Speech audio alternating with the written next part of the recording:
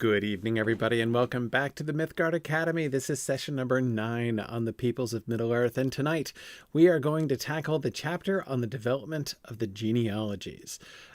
This might not seem weighty in a lot of ways, but I'm going to take some time with it tonight.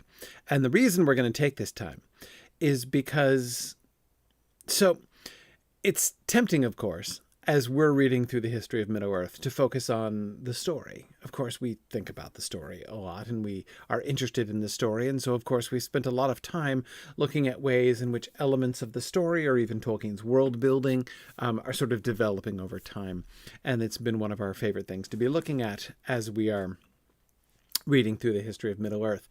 But there's a larger project, the overall project, I find, in my own opinion, the number one most rewarding thing about reading the history of Middle-earth is just, well, and I want to say this cautiously, but I'll say it anyway, getting to know Tolkien's mind a little bit better.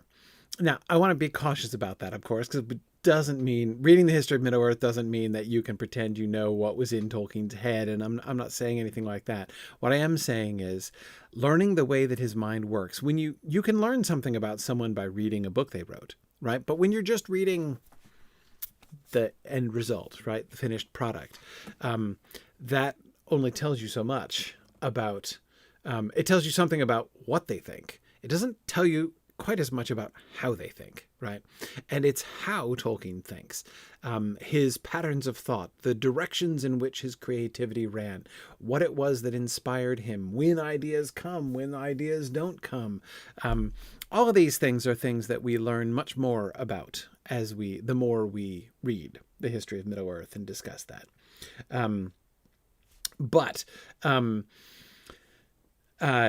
So I want to spend some time tonight with the genealogies. First of all, because for one, again, in pursuit of that larger goal, we will get a chance to see in the progression of the genealogies the direction of Tolkien's thought. Of course, as I've been talking about already in our discussion of the peoples of Middle-earth, the thing that I personally love best about the history of Middle-earth, the thing that I enjoy most, are those moments when Christopher Tolkien shows us exactly how Tolkien has made a change from one step to the next. Like, he wrote this sentence and then he crossed this part out and wrote something else instead. That's when, as I've said before, you can see multiple data points which make a line, a trend, right? Really enabling you to follow his mind over time. That's really fun. And the genealogies, the progression of genealogies, to some extent, it's not quite as cool as a cross out in a paragraph, but it's still pretty cool, and will show us the direction of his thought as far as these things are concerned. But of course, there's another reason for us to spend some time with Tolkien's genealogies, and that is that Tolkien himself obviously did spend so much time with the genealogies himself, right? And what's more, it's clear from the existence of the genealogies, and of course the other things that Tolkien has said himself, that he loves this stuff. Tolkien loves the names. As I say, it's tempting, and I will freely confess that I never spent much time with the genealogies. Like when I discovered the Lord of the Rings, when I was reading and rereading the Lord of the Rings, as a kid and a teenager, I almost never looked at the genealogies. I mean, like, I looked at them, but I never pored over them. I never really spent much time with them. I was engrossed in the story. Narrative is what I always loved. And so, it's tempting to me to be just like, well, whatever. How important can these things be? But the thing is, although it was never what attracted me, Tolkien loves this stuff. And this is the way that his mind and his creative mind works. That is one thing that's been clear in reading the history of Middle-earth, that he really means it when he talks about names and languages being the root of his stories. And so what I want to do, Tolkien did not spend a lot of time. We've already read the prologue, of course, and the emergence of the prologue and of the appendix on languages, which emerged, which started off as the original appendix. And in those, we get a good deal of development of the story of hobbits and of their history. But we don't really get much narrative about the Shire outside of what we get in the story. These genealogies give us some of that. You could say that these genealogies are the only place where Tolkien wrote most of the stories of the Shire. So what can we find? What do we see when we look at them? I'm not sure. I'm going to be excited to look at them with you together here tonight. So we're going to spend some time on this because Tolkien spent time on it and he loved it. And we're going to see how much of his thought we can follow and how much of his appreciation we can gain as we go through the genealogies. Okay, interesting. So Melagern says, I loved looking through the genealogies and wondering what stories there were about all these hobbits when I was a kid. Yeah, I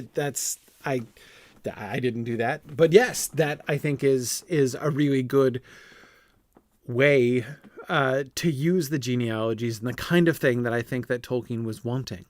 But anyway, let us dig in. Before we dig in, real quick announcements. First, we have our next Signum Moot happening in just a few days this weekend at New England Moot. On Saturday, we're having New England Moot.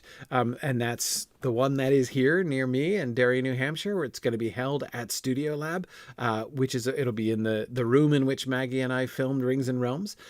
So looking forward to seeing folks again at New England Moot. And then after that, we have Ranger Moot coming up on November 14th through the 16th out in Loveland, Ohio, right near Cincinnati. And that's our outdoor moot. So we're going to be doing, you can come and do tent camping. You can come and do cabin camping. If you choose to, you could stay at a hotel not too far away and drive in. But this is going to be our outdoor activity moot. And it should be a lot of fun. And it should be a good deal cooler than last year. Last year's Ranger Moot was about 800 degrees, but it should be much cooler this year. Anyway, those things are coming up soon. And then on November 22nd is the Space Showcase, our biannual feature of really fun thing, a chance for you to get a taste of what our space program is like.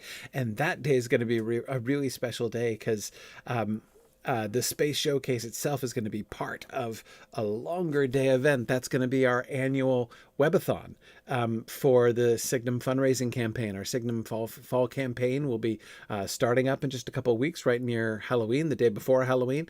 In fact, is when we're going to have our launch event. And then on that day, the 22nd, we're going to be culminating it at the webathon that day. And I'm going to be giving my State of the University address, which is going to be a really fun one this year. Anyway, so lots of stuff going on here at Signum soon. I'll be telling you more about those things as we go. And looking forward, of course, to the spring moot season, especially Osmoot down in Canberra, Australia this year. Going to be awesome. All right. Let us look at the first tree in our forest of trees here this evening. I only have a few of Christopher's notes. I didn't transcribe most of Christopher's notes, but there are just a few things that I have to kind of get us into the spirit of the thing. Christopher explains concerning the first Baggins tree, BA1. This is the earliest tree of the family of Baggins of Hobbiton, by which I mean the earliest fully formed and carefully presented table, excluding such hasty genealogies as that referred to in Volume 6, page 222. It was very carefully made, but it was much used. And by the way, Volume 6, that's the Return of the Shadow, right? So when he's referring to Volume 6 and Volume 7 and Volume 8, he's referring back to the history of the Lord of the Rings. So talking about the whole development of the story of the Lord of the Rings. It was very carefully made, but was much used and corrected later, and is now a very battered document.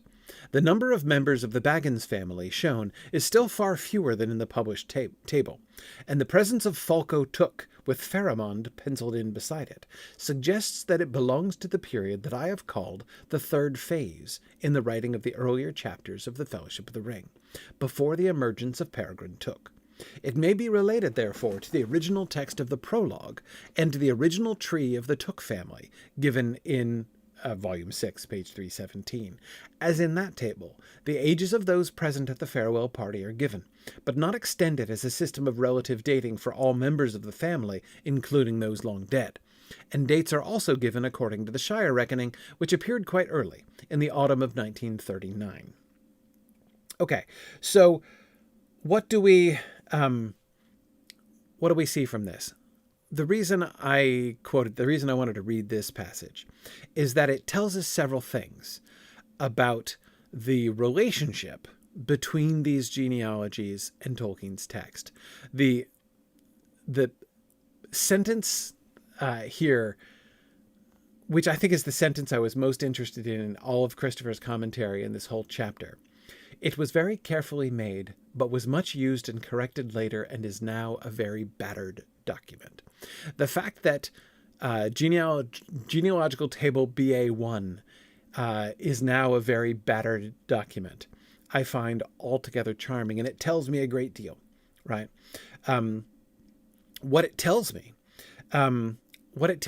is that he was using this. The genealogy is not just something. So the genealogies as presented in the appendix, right? In the published appendices. And I'm blanking. What is it? It's C, right? Appendix C is the genealogies. Anyway, yes, Jackie, it is adorable, isn't it? The battered genealogy. Yes, Eric, that's exactly right. It tells us that it's a key story-making reference for the creation of The Lord of the Rings. This was a document in use. The appendices as they're presented in Appendix C, thank you, David Michael, for confirming me on that. As they're presented in Appendix C, they all look like they're just after the fact. Right. And in fact, you can see there are many reasons to see that. Right. As we will see as we go through, there is much evidence of them being creations after the completion of the story of The Lord of the Rings. And so they just sort of look like add-ons. It is really interesting, therefore, to know that the earliest drafts of these were created not just to be, extra lore for people, right? Just a little FYI about, the family trees of the famous hobbits, in case you happen to want that information.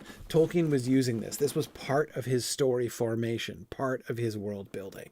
And that I think is a really, really interesting thing to see. Yes, Eric, yeah, that's a good way of saying it. It wasn't created to flesh out the main story. It was part of the skeleton. Yeah, exactly. Yes, that is, so that was one of the first things that I found really striking. The second thing that I find really striking is the relationship to the third phase. The third phase, for those of you who don't remember, when Christopher was trying to make sense of the mass of draft material and writing and rewriting of the early chapters of The Lord of the Rings in particular. He did this by breaking it into multiple phases, like 5 or 6 different phases of essentially the material between the long expected party and Rivendell. Basically, that material is the stuff that Tolkien went back over and rewrote at least 5 times. And so trying to sort it all out and figure out what draft related to what and what grew into what and where changes were made. Because you'll remember, we've talked about this many times, right? In these drafts, many of these drafts, he wrote the first draft in pencil and then wrote the second draft over top of it in pen. And it's almost impossible to sort this stuff out. So it was really challenging. And so he laid it out in terms of the these phases. So the third phase means something like, let's just call it the third draft. It's more complicated than that because each phase will sometimes include multiple drafts. But basically the third pass at writing the Fellowship of the Ring, which means he didn't write the genealogy in the first phase. It wasn't part of, like, the first phase was Tolkien sits down to try to write a sequel to The Hobbit like his publishers are pressuring him to do. Right. So he was attempting to write something that was going to be a continuation of the Hobbit story. So that's the first phase. Then he's reworking, right? So the third phase is it's like smack in the middle of the evolution of the, what we think of now as book one, of The Lord of the Rings. So this shows us that he didn't begin with the genealogy. Like, that wasn't his first step, but it's not his last step either. When things started to get really serious, and by phase 3, things are really serious, right? The first phase was, the failed attempt essentially to write a second juvenile book. That didn't pan out. The second phase is where it starts getting out of hand and the new story begins to emerge. And then he's like, okay, no, I got to go back and redo it again from the beginning. And that's phase 3. So you could say, in a sense, yes, these are bingo times still, Tomas. Though we'll see something interesting in that regard right away. David Michael says the third phase seems to be the second time he got all the way to Rivendell. Yeah. So this suggests, this says to me that the genealogy was something that he began to develop. So, like, again, third phase is the first time he rewrites. So he's done a version, the first version. Phase 2 is kind of the first real version of the story to Rivendell. The third version is the first time he's rewriting that. And so when he goes back to rewrite that, apparently this is when he's like, okay, I need a genealogy. I need to keep all this stuff straight. And somebody can help me, David Michael, since you have the text with you.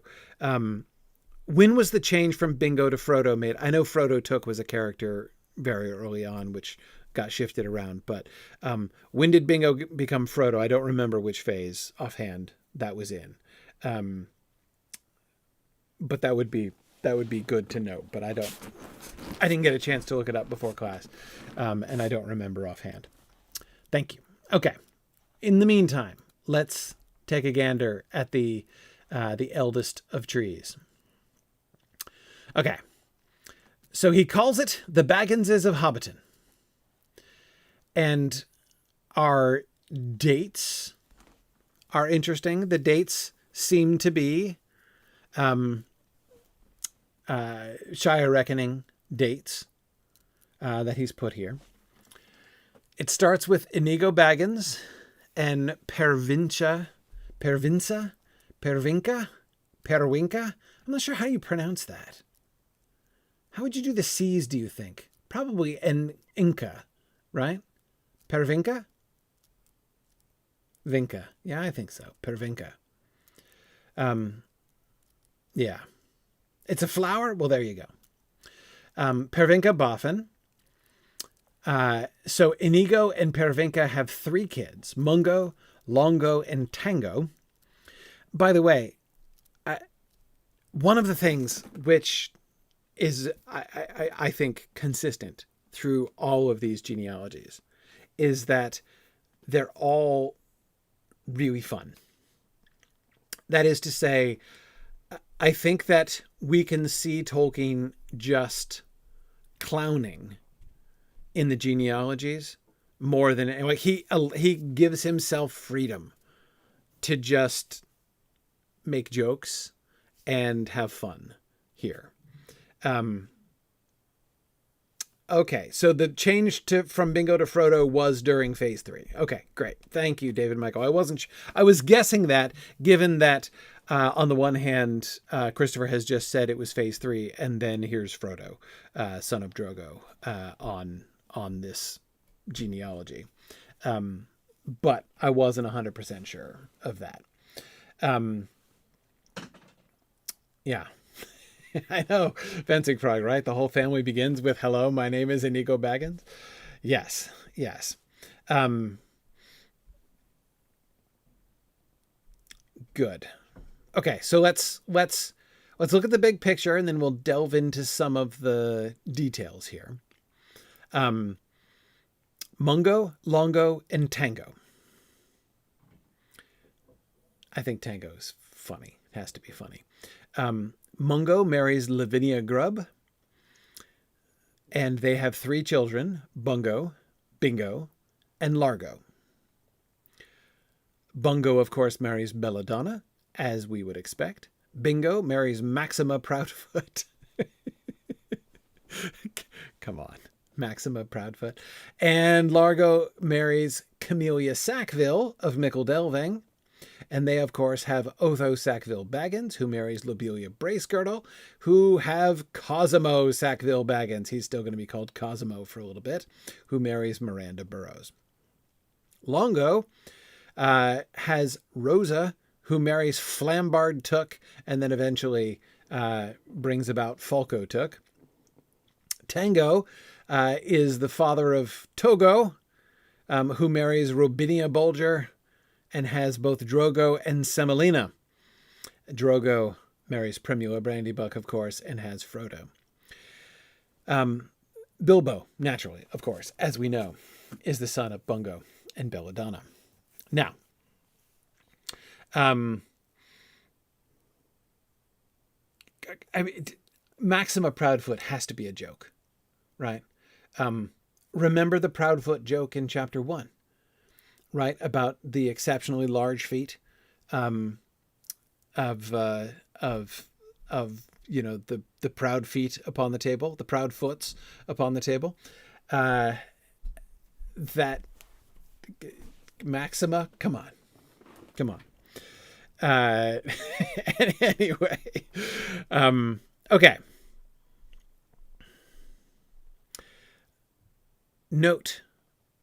So looking at some details, we have numbers in parentheses, and the numbers in parentheses are clearly the ages of the people at the time of the party. Bilbo is 111, Frodo is 33, right? We've got Falco Took, who's a mere 23. Lotho, who will be Lotho, Cosimo now, is 57. So the Sackville Baggins kid is 24 years older than Frodo. That's kind of interesting, right? The Sackville Bagginses are 98 and 85, respectively, at the party. Semolina is still around. Frodo's aunt, Semolina, and she's 92. So again, you can see not just the way in which he has tied this genealogy to the narrative. We can see that, right, in the parentheses. But we can also see how it's adding to, right? We get extra context that we wouldn't have gotten. Eric, I don't know why the Sackvilles get a hyphenated name. Largo Baggins marries Camellia Sackville, and their son is named Otho Sackville Baggins. Why? Why, why is Bilbo not Bilbo Took Baggins? Because his mom was Took. Why isn't Drogo, Drogo Bolger Baggins? Like, this is happening all over the place. The marrying of other people from other families, right? But it's only the Sackville Bagginses who get hyphenated. And I think, that the implication to me there is that there's something different. I mean, we see plainly there's something different about the Sackville family and the Sackville family name. It is not,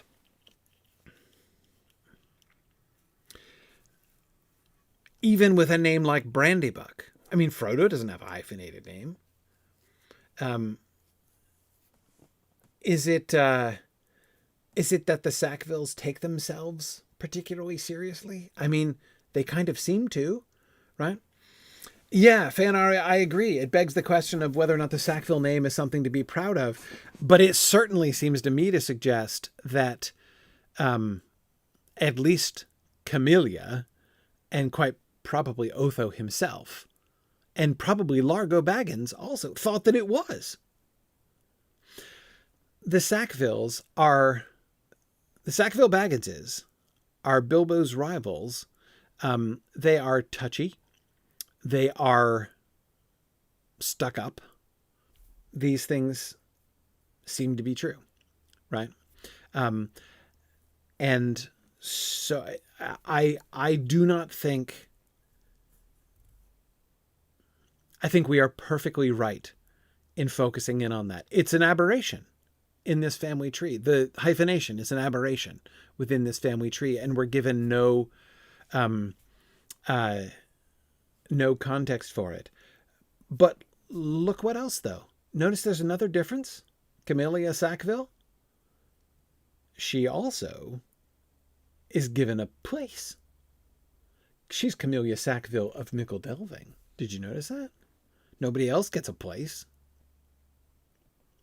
So either Camellia Sackville is in fact all that, right? Or she and possibly her husband think she's all that, right?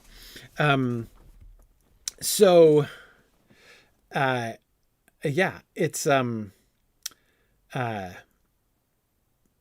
there is something sort of special. And in fact, it's also interesting to me that Otho Sackville Baggins' name is huge. Like, it's not just long because of the hyphenation. Like, this is Tolkien's handwriting, but the font, right?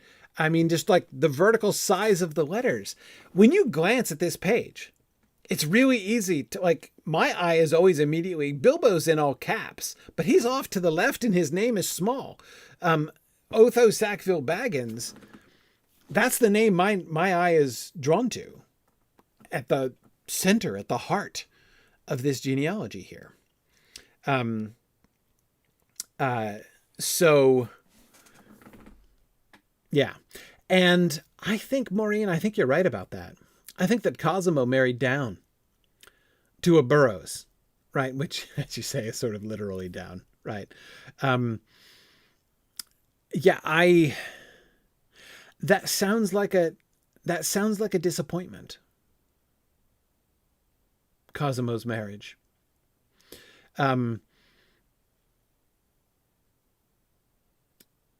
The Sackville Baggins line is one of both pretension and disappointment. And, Eric, it's very possible that Otho married down also. As you say, who exactly are the brace girdles? She doesn't get a place, right?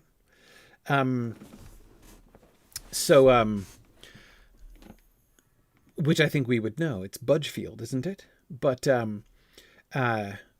yes, or as Eric says, more importantly, Lobelia married up, and she seems to be aware of that, right? She is 100% Sackville Baggins now, right? Yeah. Anyway, so I think we can see there are some kind of narrative nuggets that he has embedded here. I don't know, Fencing Frog, why Miranda doesn't have a date next to her name. Tony, that's a really fascinating point. I hadn't thought of that. Because you're right. All of Tolkien's men do marry up. with the possible exception of Otho and Cosimo Sackville Baggins. Oh, man.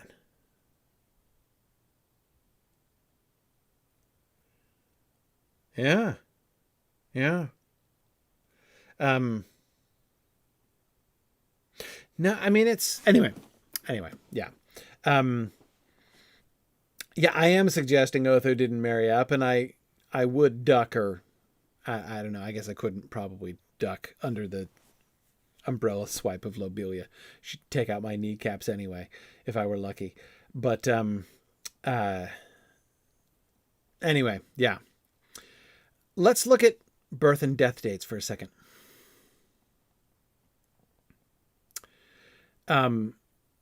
Somebody was making the point. You made this point ages ago, and I missed it, but I'm going to bring it back up now. Maureen, was it you maybe? Anyway, somebody was pointing out that Bungo's still alive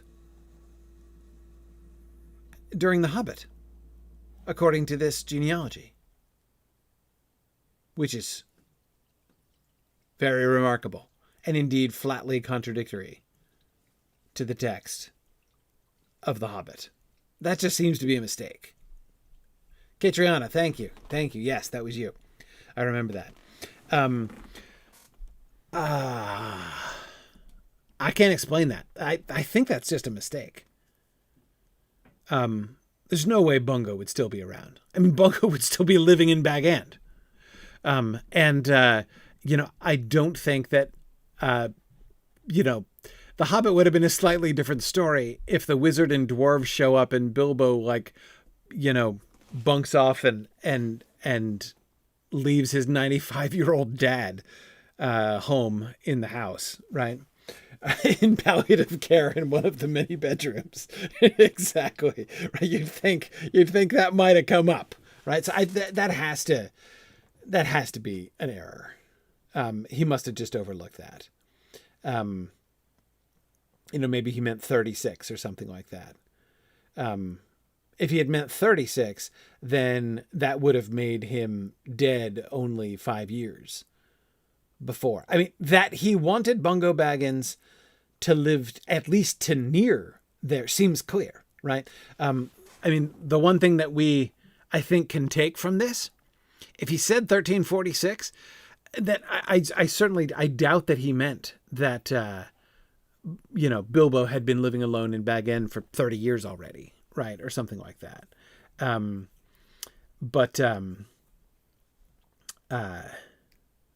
Anyway, it does paint a picture of Bilbo being probably not having been the Mr. Baggins of Bag End for that many years, probably. But I'm just guessing because it's. But again, the age seems probable too. Largo lived to 95 years of age. Bingo died young. He was only 48 when he died. And Bungo is given 100 years. So that sounds like about right for a lifespan for Bungo. Most likely that's what he was thinking of. He was only thinking of, I want him to live for 100 years, and he wasn't. Catriona, Tolkien didn't notice what you noticed, right? That puts him alive after that. Yeah.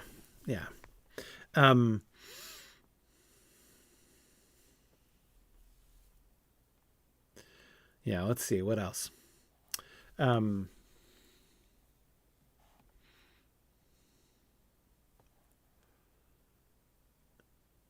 Yeah, right around 100 seems to be pretty standard. Longo lived to 100 even. Tango lived to, 93? Togo lived to 92? Yeah. There's Otho with the ripe, but now notice in the text, Otho dies, I should say by chapter 2 he's dead, dies at the ripe but disappointed age of 102. He's 104 here. But looking at this genealogy, one could hardly say that 104 was a disappointing age. In fact, isn't he second only to Bilbo on this genealogy? I think he is. Most everybody else lived to like 90-ish. Yes, Everett Tolkien did consider having Frodo be Bilbo's son in the very, very first draft of Phase 1. He wasn't going to do a second Bilbo book. He'd already decided that. When he was trying to write a sequel, he wasn't going to do a second story of Bilbo, but he was going to have his son take it over. That was brief. He did not stay Bilbo's son for very long, but that was like the initial impulse, as I recall.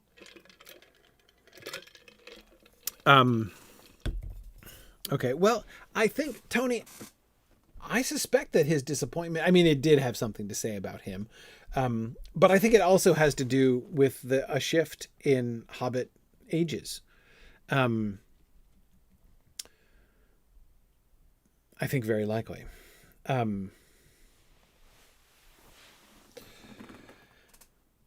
Okay, anyway, let us look forward. Oh, wait, here's another piece of narrative that we get. You see it? His 111th birthday party in 1401. There's only one date that we get on this later than 1401, and that's Otho Sackville Baggins' death date of 1407. So we learn here that Otho Sackville Baggins died 6 years after the party.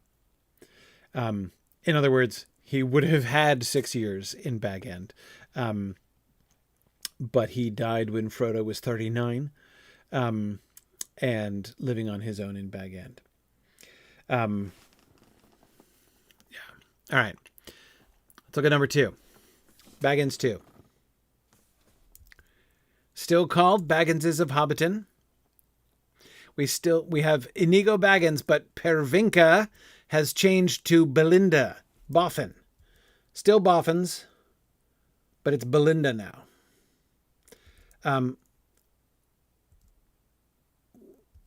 Pervinca, Belinda. Rhythmically very similar. Shape of it very similar, but now it alliterates. And now Inigo and Belinda have 4 children. Oops. That's not what I want at all. Mungo, Ponto, Largo, and Togo. So we've changed Tango. That was a bad joke. So Mungo and Longo stay. No, Longo changes to Largo. We've promoted Largo, right, from the 3rd generation to the 2nd. Longo has been shifted. He's now the 3rd child of Mungo. So Largo and Longo have changed places. Mungo, Ponto, Largo, Togo. And interesting, Togo gets added here at the end. Well, I guess it's Tango, sort of. Yeah, because Frodo's genealogy now goes back to Largo instead of Tango. So the Ponto line is basically the Longo line down to Fulco Took, but now goes down to Peregrine Took. Ponto to Roso to Peregrine. So Togo is now extra. And like P.S., he has a big family. Okay. Now, Mungo and Lavinia Grubb, he still marries the same woman, so good on him. They now have 5 children instead of only 3. They had Bungo, Bingo, and Largo. Now they have Bertha, an oldest daughter. Bertha, Bungo is now their 2nd child and first male. Longo, Linda, and Bingo. In other words, you notice what happened? He added girls.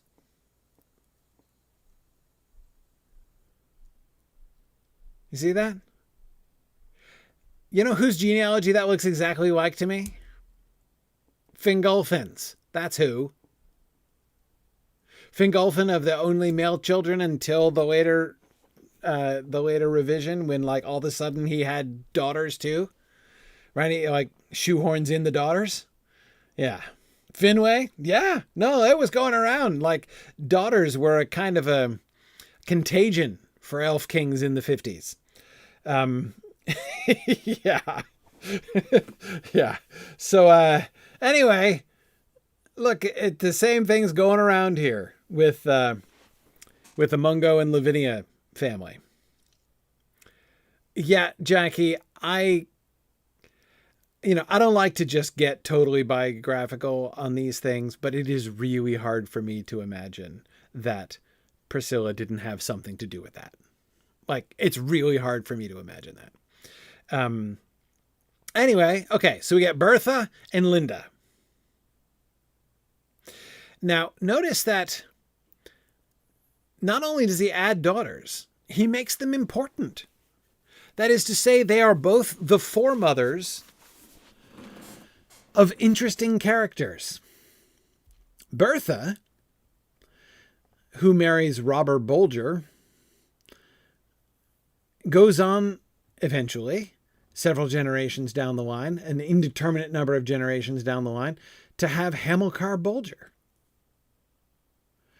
Hammy, of course, Hammy is the first generation of Fatty Bolger.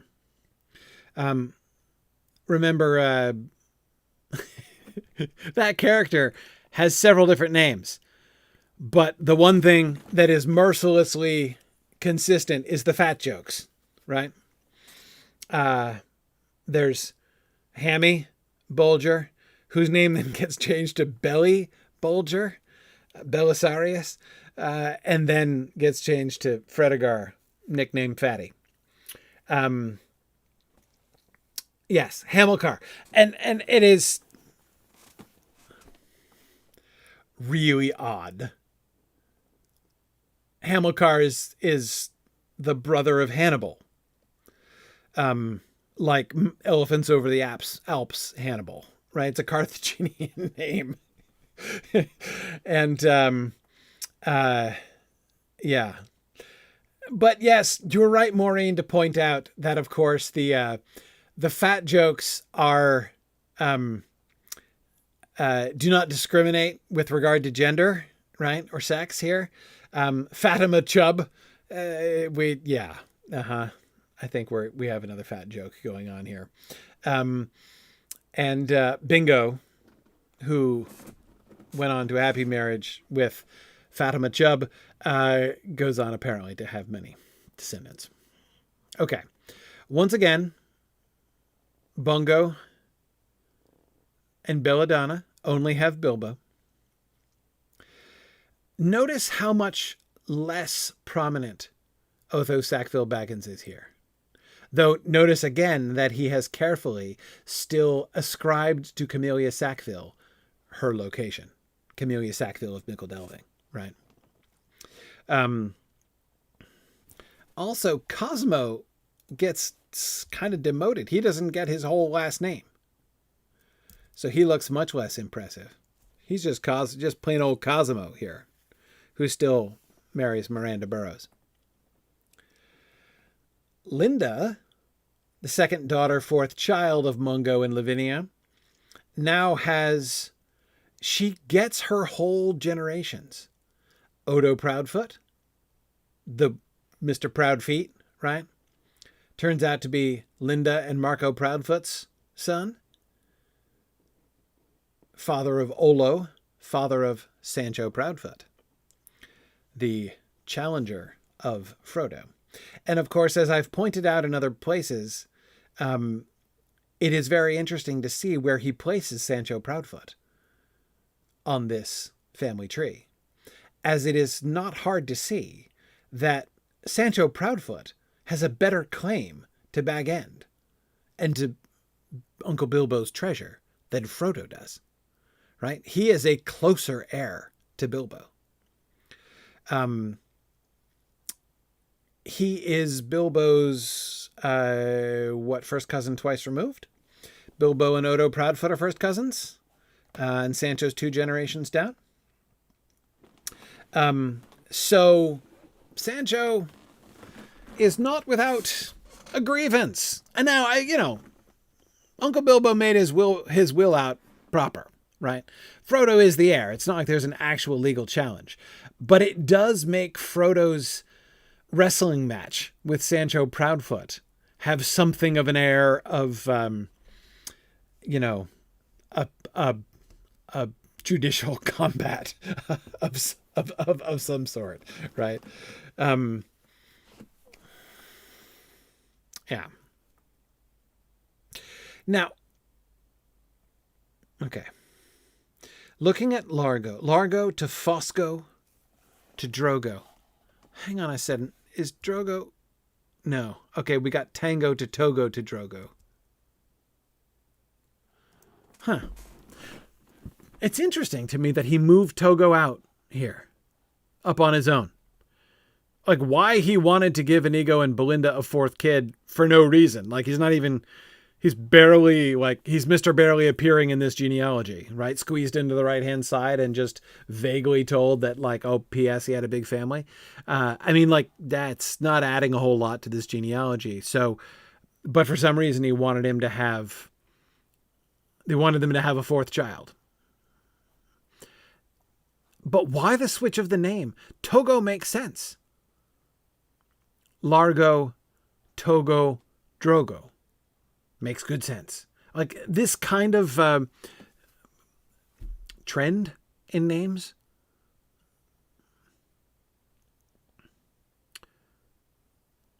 Mungo, Inigo, to Mungo, to Bungo, to Bilbo. And of course, the use of Bingo as Frodo's original name makes all kinds of sense in this context, right? That it would be this kind of a name.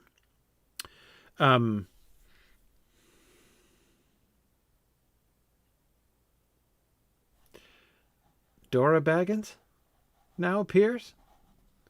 I mean, she appeared before, but her name has changed from Semolina. She's still the same person.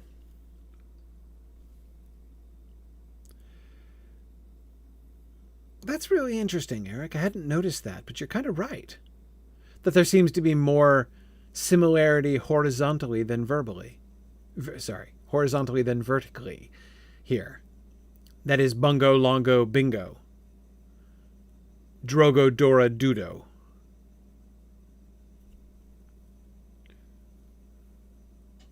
Mungo, Ponto, Largo, Togo. So the trend is not necessarily to have the children's name sound very similar to the parent's name in all cases, but it's more likely to have a set of siblings that all have similar names, like the B's and L's, who are the children of Mungo and Lavinia. Now, there are some counterexamples to that, like Olo, son of Odo, but and Frodo, son of Drogo, well, that's still not that close, really. Yeah. Maureen, I agree. The distance, Frodo is in Bilbo's family, but it's a distant line. I mean, again, he's so much further away than Sancho Proudfoot. Let's see. So, Bungo and Fosco would have been first cousins.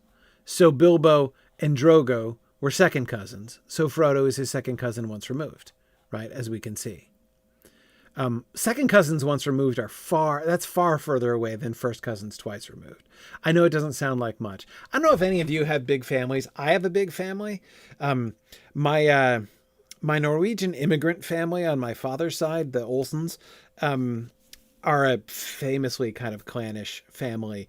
And I actually know my third cousins. I am really close to my first cousin twice removed, actually. The one who is to me what Bilbo was to Sancho Proudfoot. I actually knew his mom, who was my great aunt, my great-great aunt, technically, actually. the younger sister of my great grandmother. And anyway, so I can tell you, like, there's a world of difference between second cousins or third cousins and first cousins and like separations. I'm quite close with like one of my first cousins once removed, for instance.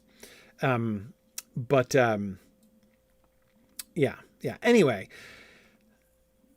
but Maureen, I agree with you that the point seems to be that Frodo is being singled out.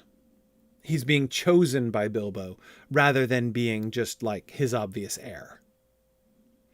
Who is his most obvious heir?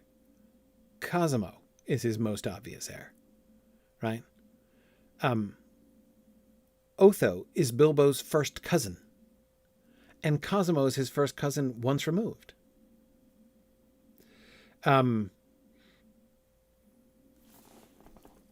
So that is much closer. Yeah, JJ, just as you're saying, it's much closer to like an uncle-nephew relationship than with Frodo, really.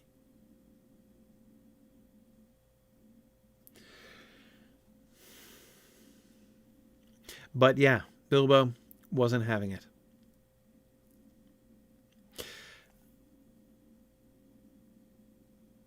Keep in mind, the waste paper basket is intended for Dora Baggins over here.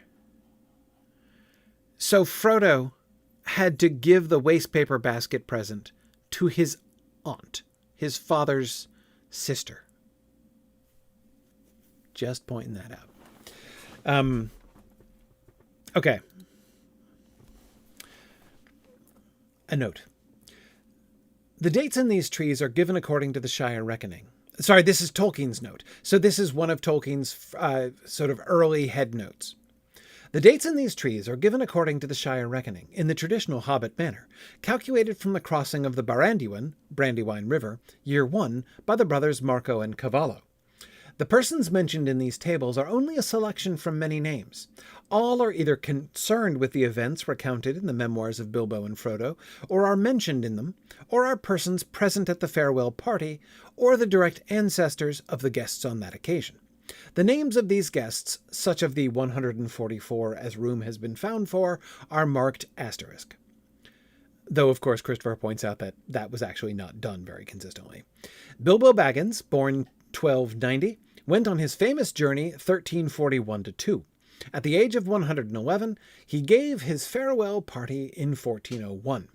Frodo Baggins sold Bag End in 1418 and returned at the end of 1419. He left the Shire in 1421. Mariotic Brandybuck succeeded to Brandy Hall and the headship of the family in 1432. Peregrine became the Took and 17th Shirking in 1434.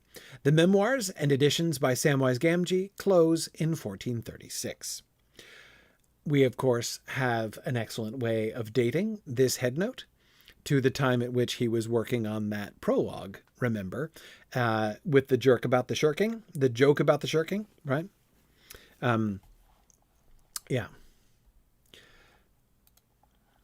And then we get the new genealogy. Inigo is still married to Belinda. Guess what? There's been another outbreak of girls, this time in the second generation. Mungo now gets a younger sister, Pansy. Mungo and Pansy and Ponto and Largo and Togo. Okay. Togo still just has many descendants, though at least he has a wife now. Selena Gaukroger. Oh, sorry, that always makes me laugh. Okay. Largo. So I'm just gonna go back to compare. Right. Largo, Fosco, Drogo, Frodo.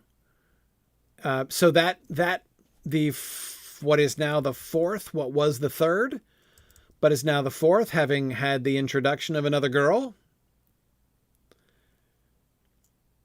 What, Gaukroger doesn't fit? Yeah, I have no idea what's going on with Gaukroger. He said there's a note on it in volume 7, but again, I didn't have a chance to look it up. We are at least now told, notice that there's no implication that Dora got married. That is, I suspect that in in the second Baggins table, he's imagining Dora to be a spinster. But she's no longer a spinster. Now she is herself a matriarch of several descendants and married into the Bulger family. Dudo, whose daughter is Duenna, who marries Guido Boffin and has Iolo Boffin of Ultima video game fame. Okay. Yeah. All right. We still get Pippin squeezed in there, descended from Ponto. Okay. But now we get Mungo. Mungo still has the 5 kids now, so we're holding solid at 5. Though note that Bertha gets bumped down. Bungo is the oldest born again. So that Bilbo's patriarchy of the Baggins, his headship of the Baggins family cannot be contested.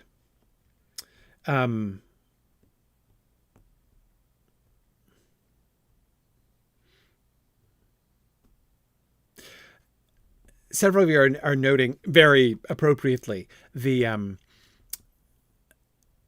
odd collection of languages that these names are from. Duenna? Guido? Gaukroger? Yeah. Belisarius? It's a little weird. Right, Gaukroger is German. I would have guessed that. Shire innkeeper, it means. Eric, there you go.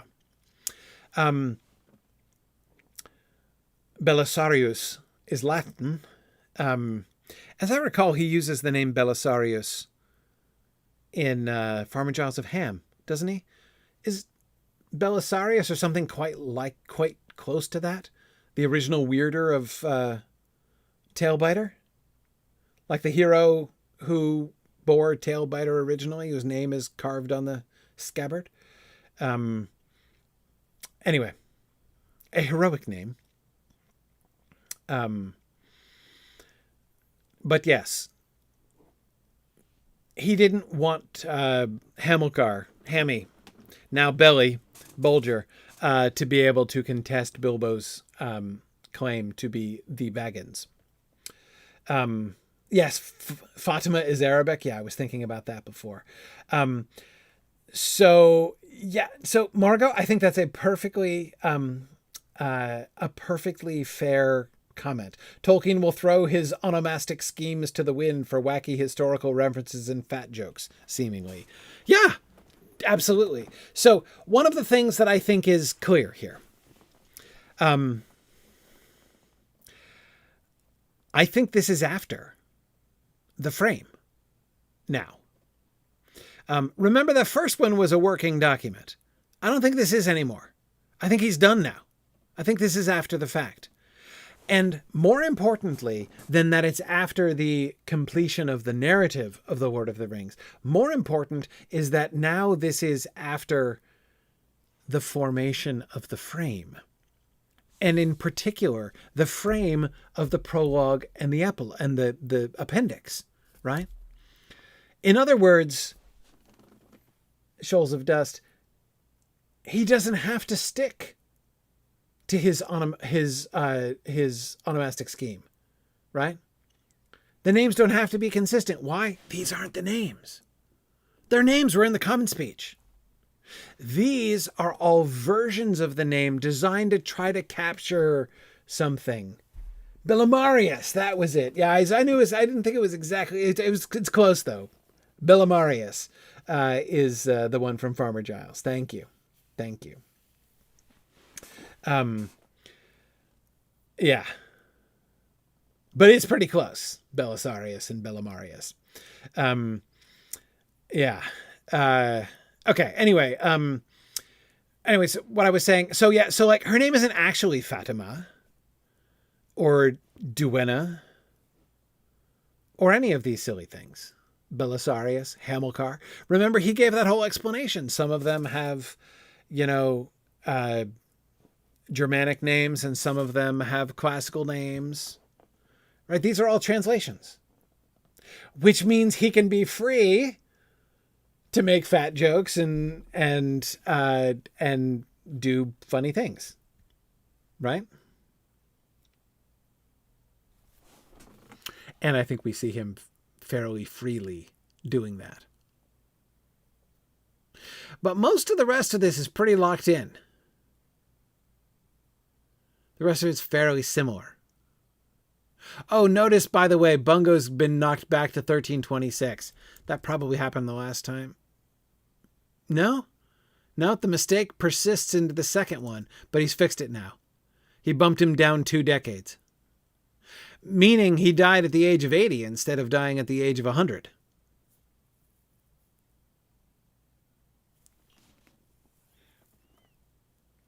But yeah, and which is interesting. So now it's 26. So in fact, Bilbo has been, it's 15 years. He's been the Mr. Baggins of Bag End by the time he goes away. Yeah. Yeah. Okay. Final version. Well, final draft. Still got Inigo and Belinda. Uh-oh. Another girl. Poor Togo. Look at that. Togo he's been downgraded to a marriage entry now, right? He's been replaced by Laura. We've got Inigo and Belinda now have Mungo, Pansy, Ponto, Largo, and Laura. Uh-oh, and Mungo's changed wives. He's now marrying Regina instead of Lavinia. By the way, oh no, she was replaced in the last one. So that's a bit of a joke, by the way. Well, it's, you know, the Lavinia joke, right? Lavinia, of course, is the wife of Aeneas in the Aeneid. So she's like, you know, the mother of Rome, sort of, right? So it's, you know, so Mungo marrying someone named Lavinia, it's kind of grandiose, right? And we keep the grandiosity by just calling her Regina, right? She's just Queen Grub. So Mungo seems to be marrying up. I'm just saying, Mungo seems to be marrying up consistently.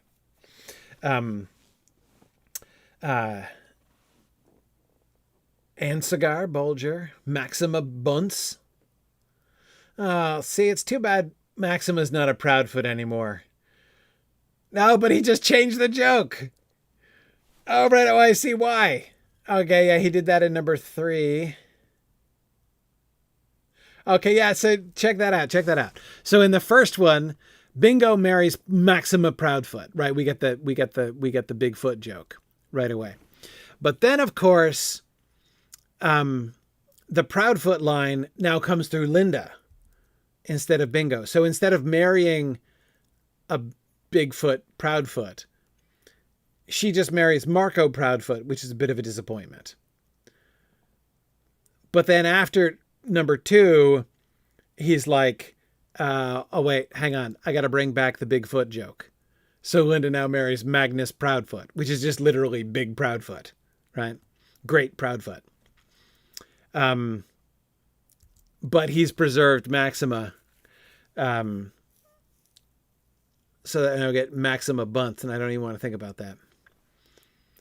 But now we get this whole business. How peculiar. Look at that. So Ponto, you know, who was originally Longo, and he's just like has Rosa and then ... to Falco Tucket, and he was consistent. Ponto, his name was changed to Ponto, or swapped to Ponto. But it's still father of Rosa, distant ancestrix of Peregrine Took, right? In number 3, same thing. Exactly the same thing. Now all of a sudden, we get the expansion of the ... We get all of these, but it's not for the sake of fitting Pippin in more clearly. Pippin still just gets parenthesized there. Rosa is still just the ancestor of Peregrine. But it turns out that Rosa had a younger brother named Polo. And for some reason, we care all about Polo and his descendants for 3 generations here. Polo was the father of Pasco, who was the father of Ponto, Pori, and Peony. And Peony marries Crassus Burrows. And Peony and Crassus have 4 kids named Flavius, Crispus, Rhoda, and Fulvus. And I keep waiting to find out why we care, and I still don't know why we care. I mean, we get a whole bunch of, we get Roman humor here.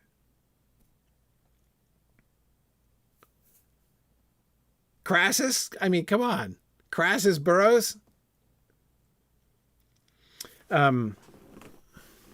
Crassus was one of the... What was it? The first triumvirate, right?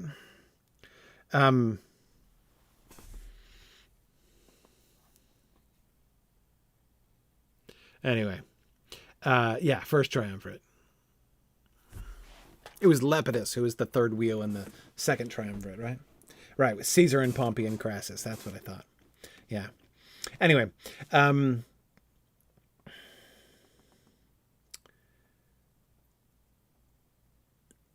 Bingo and Fatima.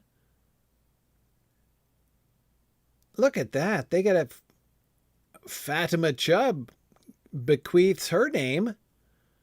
We got Falco Chubb Baggins, who have Gerda, who marries Arnor Bolger, whose name is just flat out Arnor. Huh.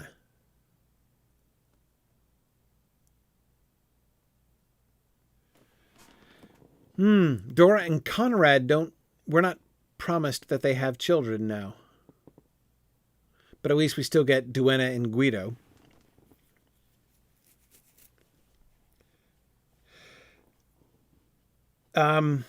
So Arthur, I have to disagree with you here. I don't think it's Fatima. I think it's Fatima.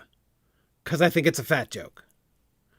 So I think the stress is totally on the first syllable. I'm not saying that's the way that you would correctly pronounce it.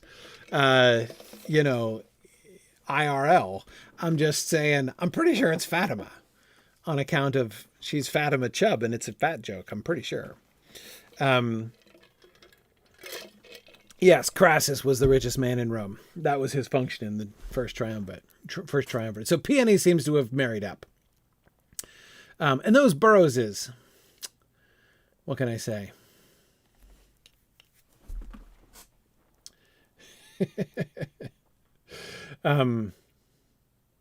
Eric, also a good point. For most Catholics, it's Fatima because of the town in Portugal where Mary is believed to have appeared. Yes, agreed.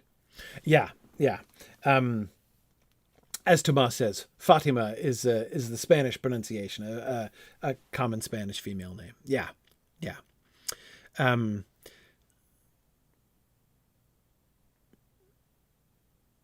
Yeah. Okay.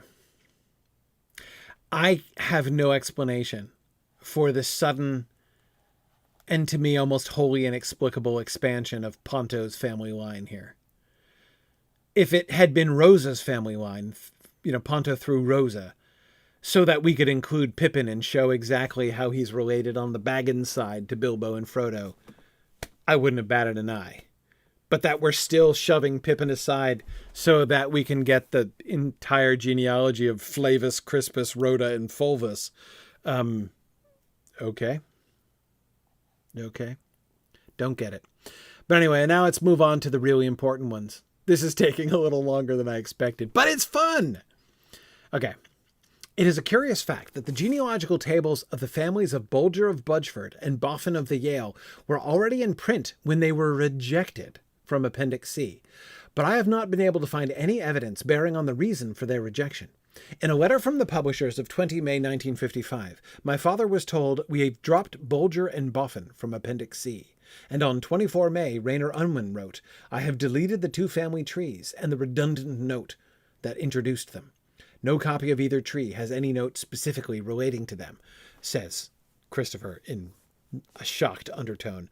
These remarks might suggest that it was my father who proposed their omission, though no trace can now be found of any such request, but it is hard to see why he should have done so. That he was pressed for space and greatly oppressed by that necessity is certain. But it seems strange, if this is the explanation, that he should have been so limited as to abandon these genealogies in order to obtain a couple of pages elsewhere in the appendices. It is truly shocking that the Bulger and Boffin family trees were left out. But by all means, let's look at them. Scudamore Bulger. Scudamore is one of my very favorite hobbit names. Scudamore Bulger is one of those Arthurian names, but Scudamore is not just an Arthurian name. This is, to me, very conspicuous. Sagramore is another Arthurian name.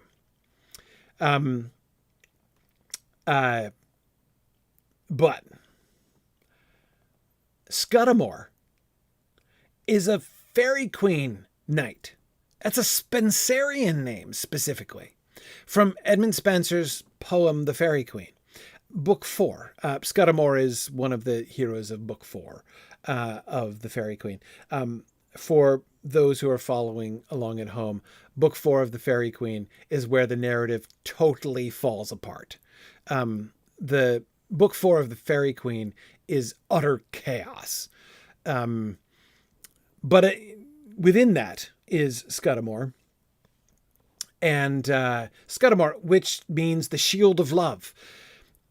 That is what's fascinating to me about this, is that Scudamore is an allegorical figure.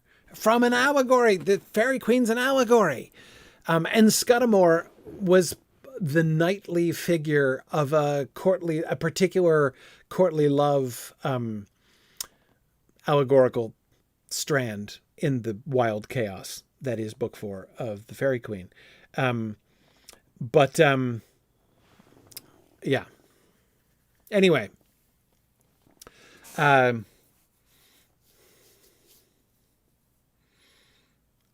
I cannot explain why Tolkien chose that. And I find it shocking that he did.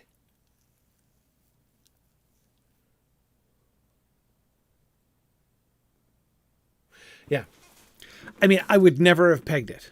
Never. It is the most surprising name on all of the Hobbit genealogies, in my opinion. But anyway, Scudamore, apparently through a process of budding or something, doesn't seem to have a wife, but somehow produces two offspring, Sedivar, I think, and Savannah. Sedivar and Savannah. Kedivar, probably, I suppose. Kedivar and Savannah. I'm not even sure. Notice I didn't automatically pronounce that as a hard C because these names don't fit the linguistic patterns from his languages.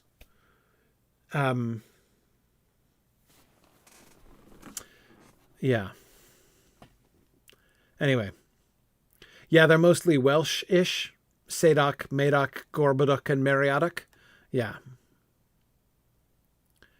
And here's Robinia. So we've got Sedivar or Kedivar. And then Sagramore. Sagramore le Desirous was one of the Knights of the Round Table. We read about him in Sir Thomas Malory. You may not remember it, and if you don't be ashamed. Sagramore is not one of the famous knights of the... He's a minor knight of the Knight of the Round Table, but always called Sagramore le Desirous.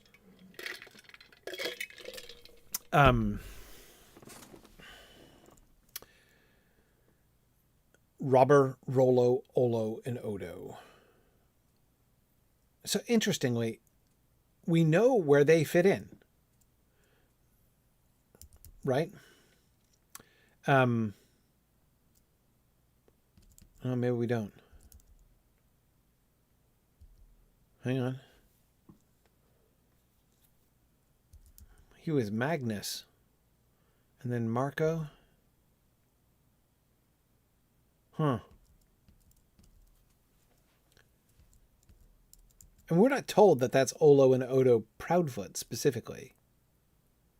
But it seems likely. Hang on. Scudamore was born in 1131. Inigo, yeah, around the same time, 1167. And that's consistent. Okay. So the Bulger's starting a little bit earlier on.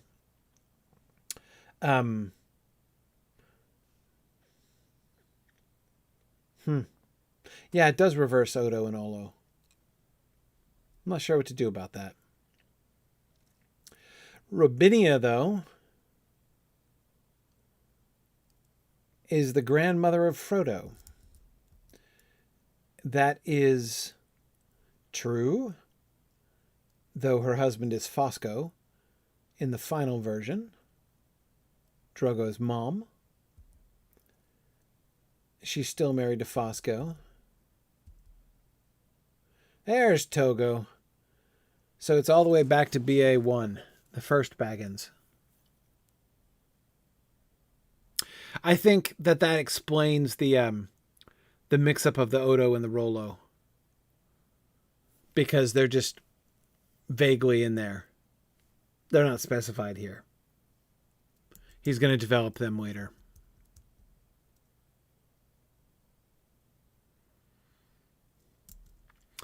Okay, in the second version, I love it. Love it. Scudamore, sadly, is no more. Replaced by the Bulger, the hobbit with the most beautiful name in the entire history of the Shire. Celador Bulger. There it is.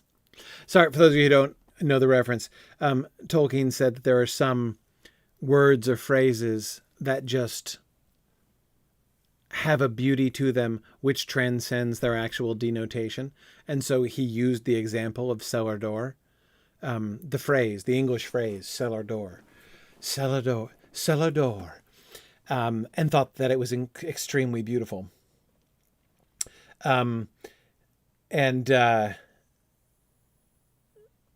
No, I don't think it's Celador, Jocelyn, just because of the big deal Tolkien made about cellar door. And again, like, these are not like elvish names. But fortunately, although he was displaced, understandably, by the hobbit with the most beautiful name in the history of the Shire, Sir Scudamore is still there. But he's been promoted down to the third generation. But his sister is Gloriana, who is the fairy queen herself.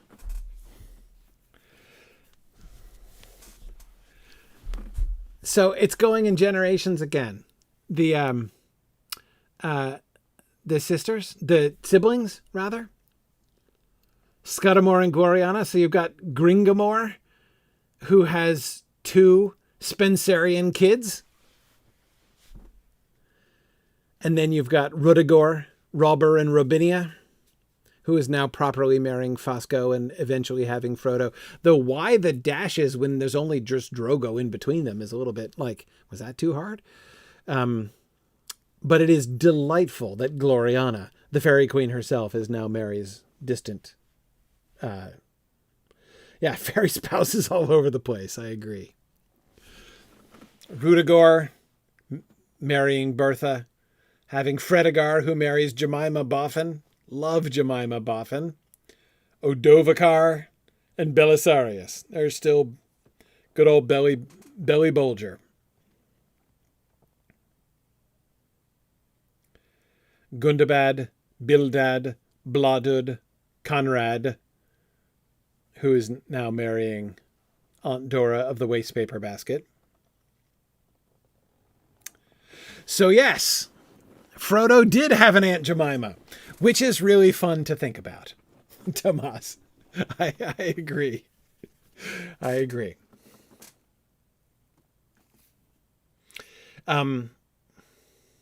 Bildad, you may remember, is the name that Tolkien singled out for explanation back in the appendix, in the earlier appendix, the appendix on languages, when he was explaining that he doesn't use biblical names, but Bildad is a biblical name, and he's like, it's just an accident. It's a hobbit name, but it, yeah.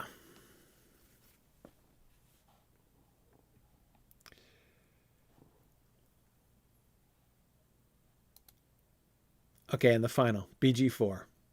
Gundolfo Bolger, married to Alfreda of the Yale. And we have asterisks here, by the way. But that can't mean what it was meant to mean earlier on. Because there's no way that Gundolfo Bolger, who died in 1230, was at Bilbo's party. Gundahar, who married Dina Diggle. Rudolph, who married Cora Goodbody. I am not going to make any comments about that. And then Gundahad, who had Gundabald, who had Theobald, who had Willibald, who then had Willimar, Heribald, and Nora. And it is not obvious why we care, apart from the fact that those are all fantastic names. Arthur is missing Voldemar. It's Valdemar, I think. I think it's an A. Valdemar.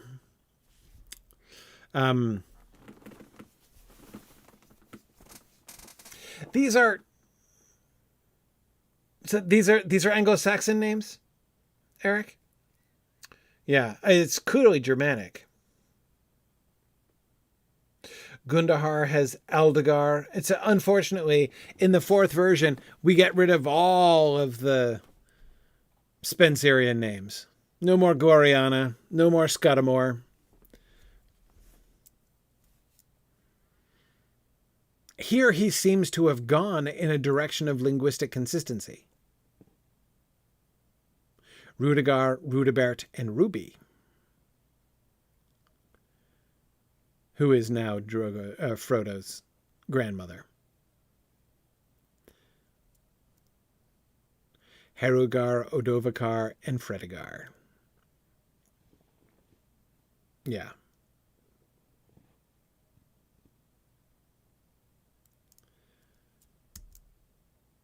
Okay, the Boffins.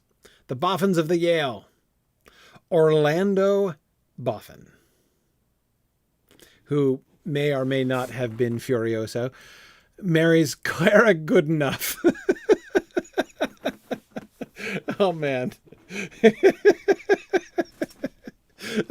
that's yeah. Does that count as marrying up? I'm not... I guess it depends on whether you're like a glass half full or half empty kind of person, I suppose. But look, this is where Belinda comes from, who marries Inigo Baggins. It turns out that all of the Bagginses are descended from the Goodenoughs. So there you go.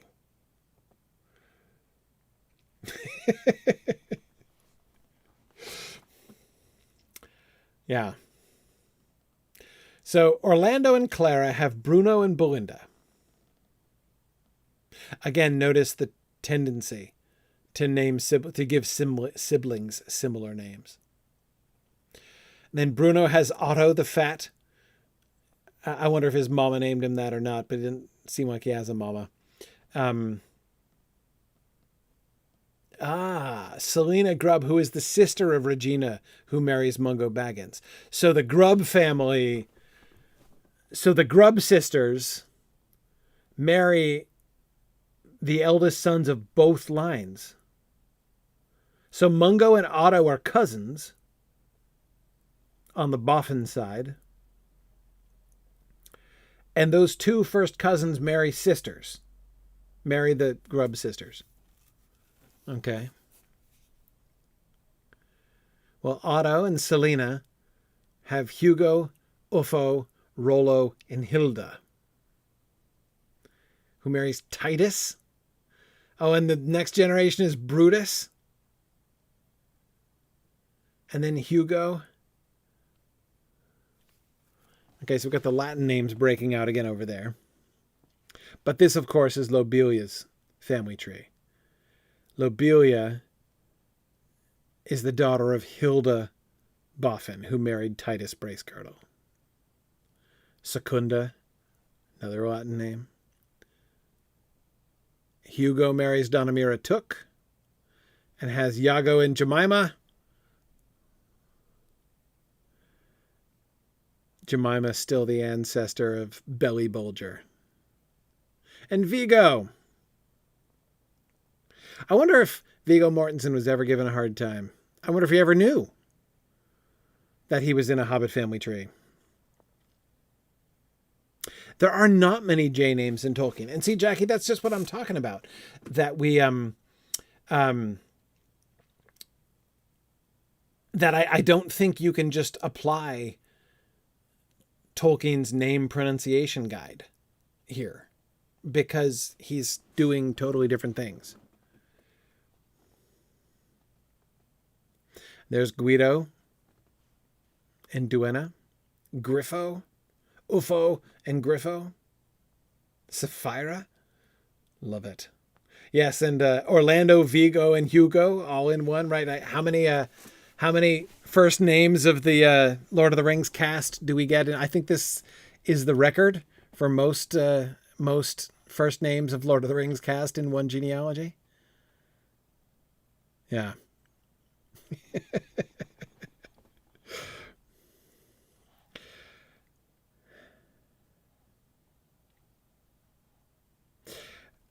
If Lobelia... No, okay, you know what we haven't gotten, though, is a genealogy that tells us why, what's-her-face, Camelia Sackville was so important.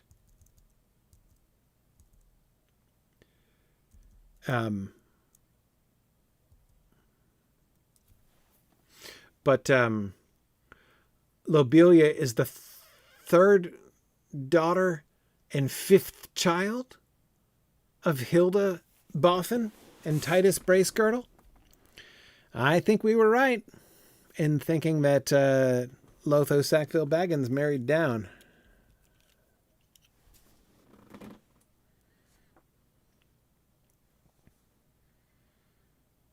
Hugo Bracegirdle, who gets mentioned, right? He's one of Frodo's friends. And Lobelia is his aunt. Hugo Bracegirdle is Lotho's cousin. His first cousin. That's really interesting. So one of Frodo's close friends is Lotho's first cousin.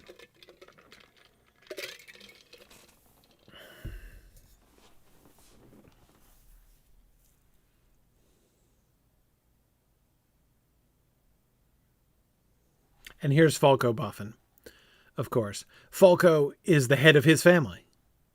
So Folco is the Boffin.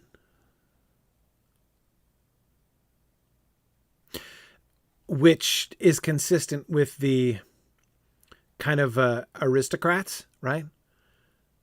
Frodo, heir of Bilbo, Pippin, Merry, Folco. They're all heads of their or future heads of their family. Viggo is still alive, and will be until 1430, for crying out loud. Folco not due to inherit for quite some time, but...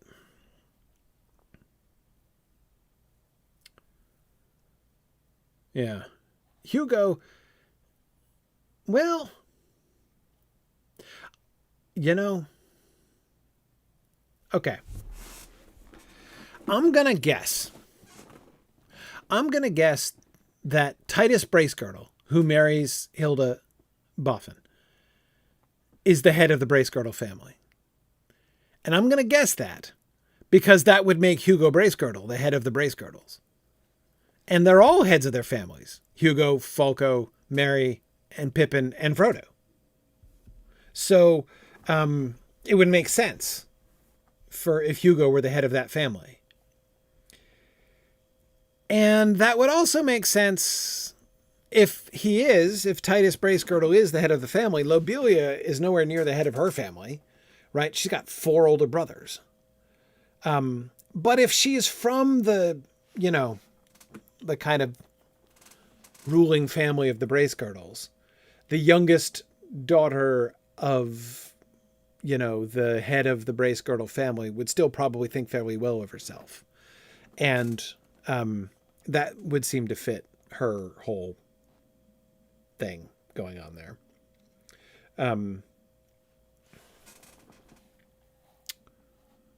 Yeah. That's interesting. I'd never noticed that trend about them being heads of their families, but that seems likely.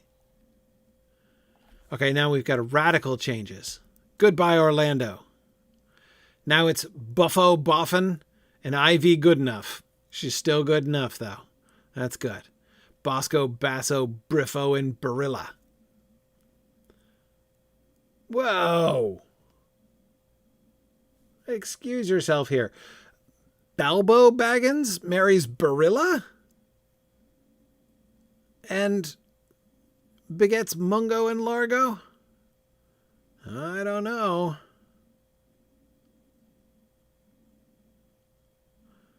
Huh.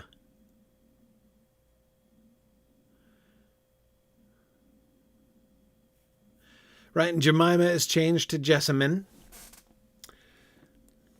which is a fun name, but I kind of missed Jemima, not going to lie. But I'm certainly missing Scudamore and Gloriana. I get they were Bolgers, but still. But at least we have Otto the Fat.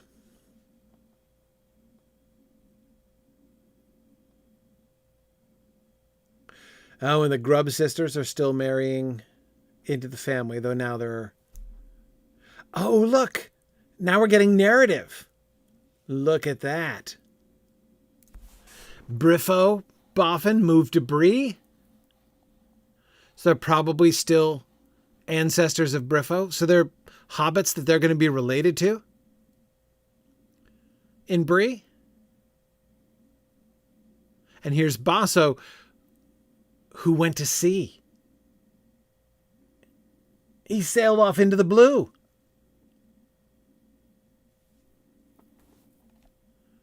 Yeah, see, it's not just the Tooks anymore. See, now that's a good reason to interject a new kid. Both of these two are new and are given interesting narrative destinies. One a gesture towards Shire connections to Breeland hobbits, and the other, wonder if Gandalf had anything to do with that. With poor Basso Boffin.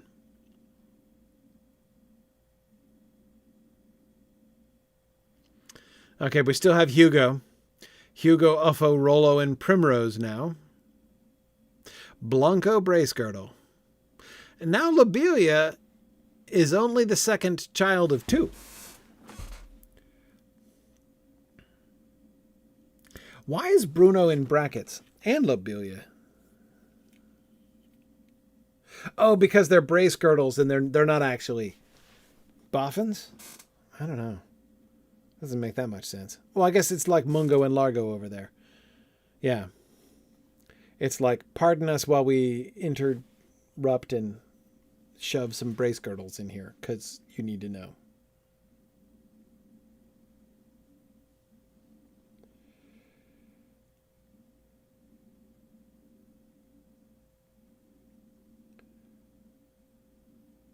Okay. Uffo, Gruffo, Gerda, Griffo, and Tosto. Not obvious why we need to know that. There's Falco still. Falco and Fredegar closely connected. Hugo, Iago, Vigo, Falco line is still intact.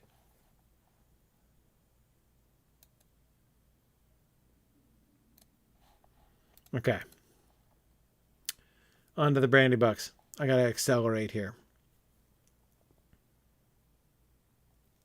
Yeah, Maureen, that is a good point. Having said I would accelerate. Reputed to have gone to sea in 1195. That tells us a couple things, right? First, Basso went to sea at what age? 26? He's 26 years old when he went to sea. So this was a young, rash thing, right? This was a hobbit youngster who was gotten at probably by some kind of wandering wizard. And he went off to sea in 1195. It was also ages ago. I mean, 1195? Inigo Baggins was born in 1167. That means that Inigo Baggins, probably Inigo, I guess, Bilbo's great-grandfather, was an exact contemporary of Mr. Sailed Away. So this dates back a long time.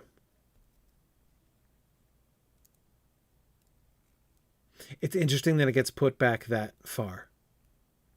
This kind of thing has been happening, these kinds of scandals. Sadok Brandybuck and Savannah Bolger. So we already got some of this in the Bolger family line. Sadok has Madoc, who has Gorboduc and Habakkuk. Good thing we're not using biblical names or anything. It's just a coincidence. Pay no attention to the Hebrew prophet in the third generation. Gorboduc, who marries Mirabella Took. And they have Waderick. That's old Rory. Alaric. Bellissima. Theodoric. These are Gothic names? Yes, these are Gothic names. That's what I thought. Theodoric. Thank you, Eric. Athonoric and Primula.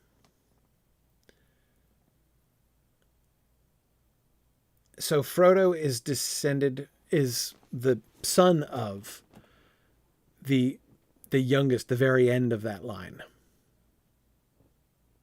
But he's a generation up from Merry. So Frodo and Merry are first cousins once removed, with Merry being the younger generation. So Merry and Frodo are technically something more like uncle and nephew. I mean, they're cousins, but they're once removed in generation. Caradoc, who marries Yolanda Took. Bersilac, love Bersilac. For those of you who don't remember, Bersilac is the name of the Green Knight in Sir Gawain and the Green Knight. Sir Bersilac. Marmaduke, Melissa, and Mantissa down there. The great-grandchildren of Habakkuk. Haiduk, Meniaduk, Marmaduke, Melissa, Mantissa.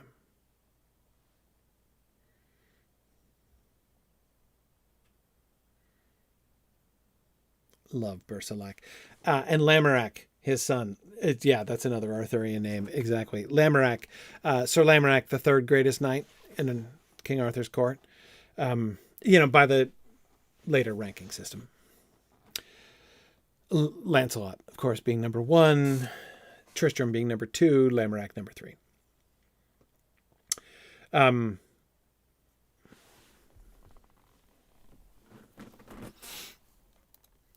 This develops.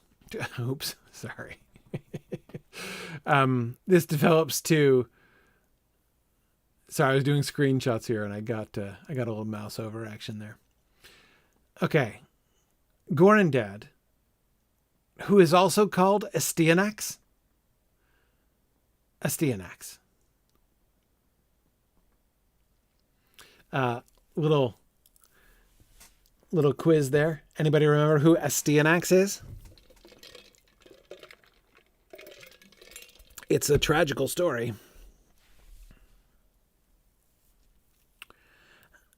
Astyanax, if I'm remembering correctly, isn't that Hector's kid? Yeah. Son of Hector, right? Yeah. The one who gets thrown off the wall. Astyanax is the one, that wonderful scene with Hector and Andromache, and he's holding up little Astyanax, and yeah.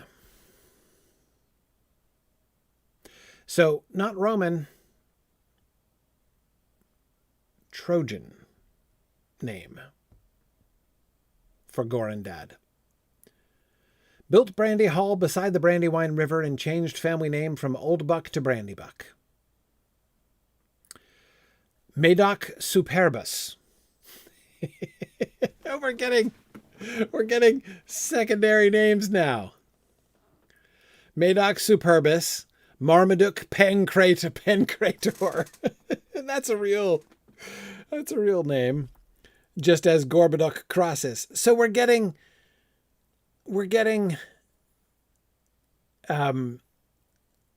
what?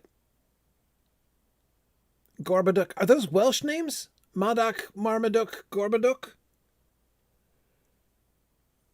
Yeah, so we're getting Welsh first names and Latin second names? And don't you love it, right? You've got Crassus, Pancrator, and Superbus, which are all Latin. And then Astyanax, their ancestor, who's Trojan. You know, like the Aeneid, right? You get the Trojans who come, and then the Romans come after the Trojans, right? Oh, man. And come on. Madoc Superbus marries Savannah Hogpen. I think he married down too. I just, you know, it's possible.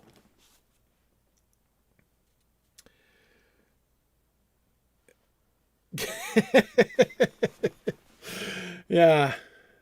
I'm sure Savannah Hogpen was good enough too. I'm just saying. Gorboduc Crassus Brandybuck. Orgulus, I ask you. Orgulus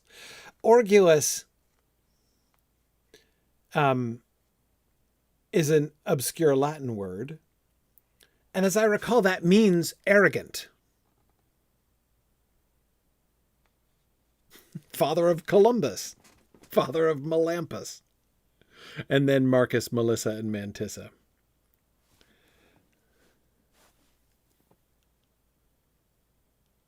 There's Sagramore is back. Interesting. Sagramore, old Rory Brandybuck, who, you know, gets the wine bequeathed to him by Bilbo. Rory is now short for Sagramore. What was it before? Roderick. First he was Roderick.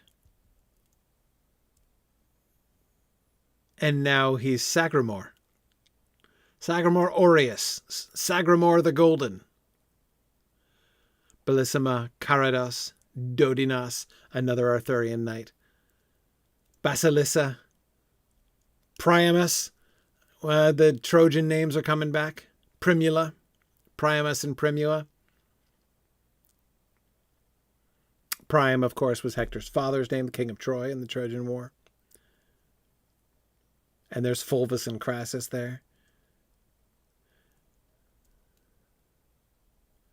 Here's where Crassus burrows, who marries Peony Baggins, comes in and has Flavus, Crispus, Rhoda, and Fulvus, whom for some reason we're supposed to care about.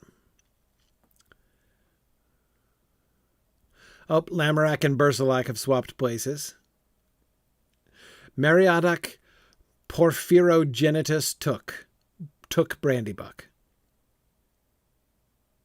Meriadoc Porphyrogenitus. So the purple born? What is Porphyrogenitus? Right. Basilissa means queen. That's Greek, right? Begotten of what? But porphyry, that means purple, doesn't it? Yeah, porphyria is a blood disorder, Arthur, because like your blood is purplish, as I recall. is why that blood disorder is named that. I still retain one or two of the things that I learned while helping my wife study for exams in med school 20 odd years ago now, 25 years ago. Purpleborn. Meriadoc Purpleborn took Brandybuck.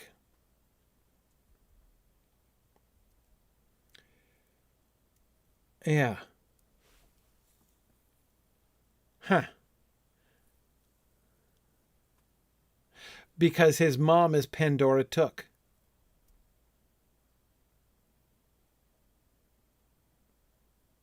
Okay.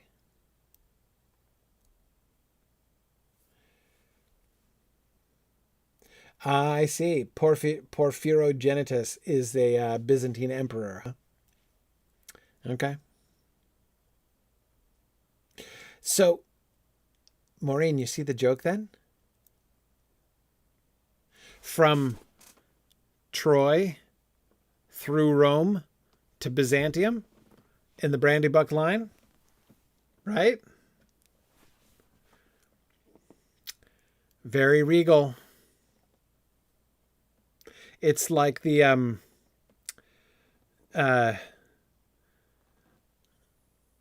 Brandybuck family wine is like the Translatio Imperii, the translation, the shift of empire, right?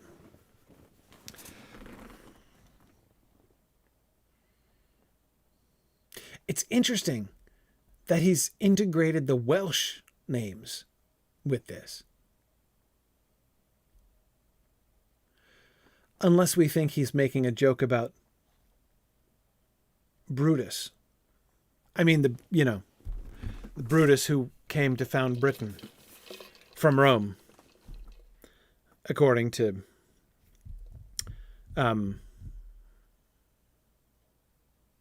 what's his name? Having a senior moment. The ecclesiastical history, not the ecclesiastical history, the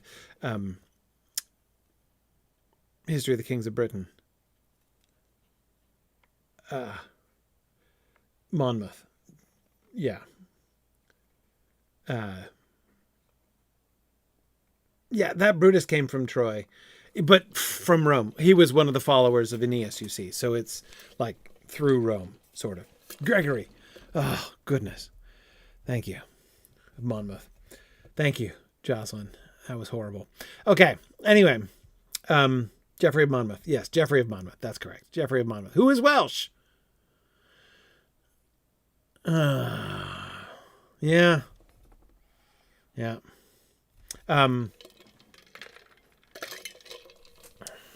Lots of fun inside jokes. Orgulous. And then we get the Tooks. Isengrim the First. And notice he's of the earliest date.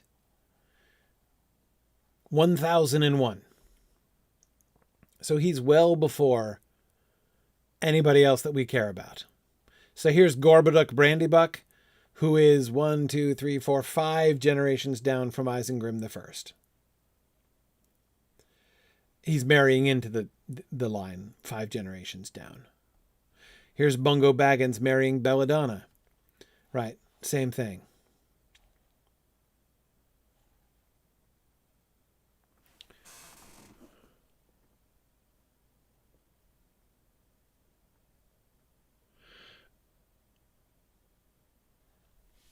So, what's really interesting about the first Took family tree is that Pippin isn't on it. Because I think this is still probably before Pippin exists.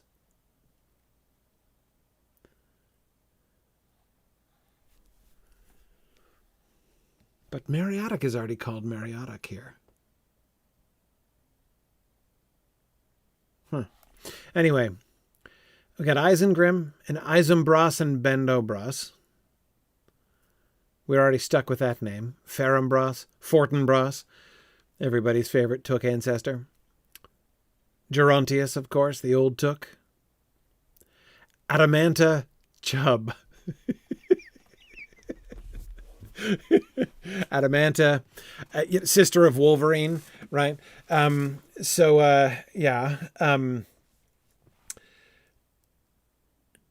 Then Gerontius the Old Took has 7 children. This is important because we haven't seen anyone have 7 children yet. So the Old Took is not only the most important family, but the biggest family as well. Isengrim, Flambard, Isambard, Fosco, Belladonna, Donamira, Mirabella. Those are spectacular girls' names, can I just say. The fabulous Took sisters, Belladonna, Donamira, and Mirabella, and Bungo Nabs, the eldest daughter of the Old Took. Man,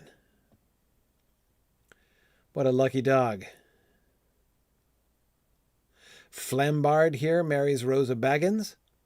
Remember, Rosa Baggins was the one who was just kind of abandoned for a long time, right? She was like Ponto, who had Rosa, who married a Took, and then eventually has first Falco, and then Peregrine, right? So that's eventually going to be Pippin's line here. There he is. So this Falco. So according to this here, Yolanda Took, who marries Caradoc Brandybuck and becomes the mother of Mary. So Mary and Pippin, well, Proto-Pippin, are first cousins in this early draft. And Isengrim II seems to die without children. He's like the Black Prince of the Tooks. Black Prince, the eldest son of Edward III, who had 7 sons, and his oldest son was Richard the Black Prince, who died leading indirectly to the War of the Roses. Diamanda. Man.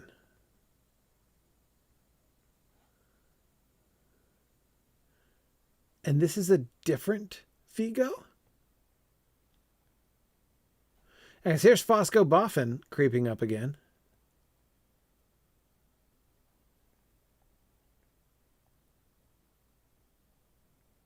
Yes, we get very martial names here, Eric, as you're pointing out. Meaning things like Iron Grim, Isengrim, Isambros, Iron Arm, Ferrumbros, Iron Arm, but with Ferrub, the Latin word for iron at the beginning. Fortinbras means strong arm. Yes. Very warlike, those Tooks. Before you get to geriatric Took, Gerontius.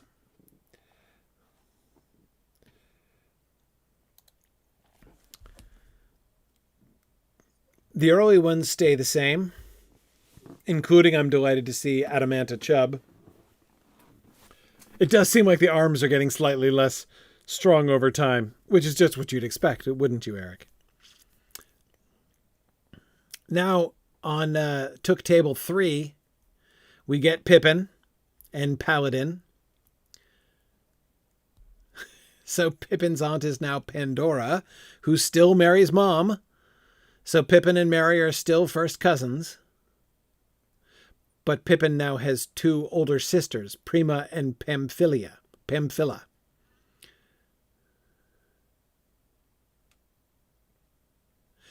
The third son who marries Rosa Baggins is now named Hildegrim, as he was, and his brother Sigismund. Belladonna, Donamira, and Mirabella, you can't improve on that. Good old Iago and Jemima.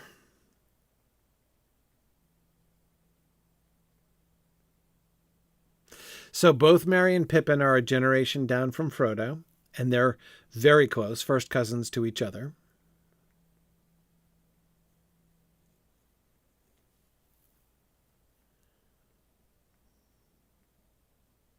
Ferdinand. Diamanda. Look, it's Adelard Took. He's the... Adelard Took. Was he the umbrella borrower or the book borrower? I'm forgetting. I think we did lose Yolanda here, Tony. I'm sorry to say. I think Adelard... I think he was the... Oh, he was the umbrellas. Okay. Right. Adelard Took was the umbrella borrower. And he is a generation down. So he's Bilbo's irresponsible nephew, first cousin once removed.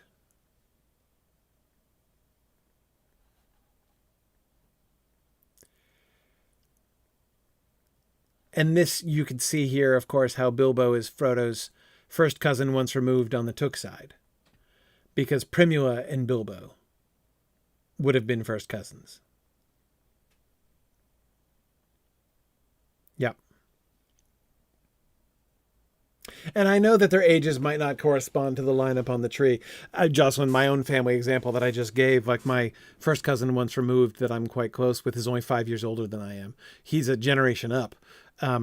But he's only 5 years because he's the youngest son of the youngest sister of, so like, his mom and my grandfather were siblings, but my grandfather was the second oldest and his mother was much younger.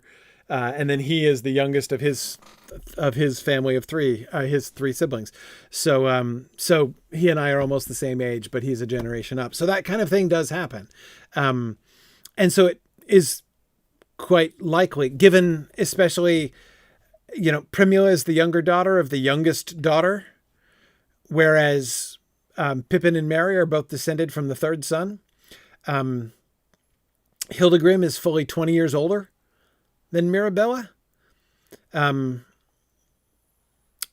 it would explain why it would make sense that Frodo, even though he's a generation up, would be closer to them. As we see, Merry and Pippin are within a year of each other in their birth. Frodo is, in fact, 13, 14 years older than they are.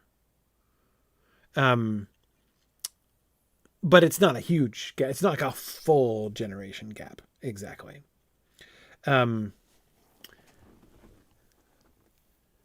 Yeah.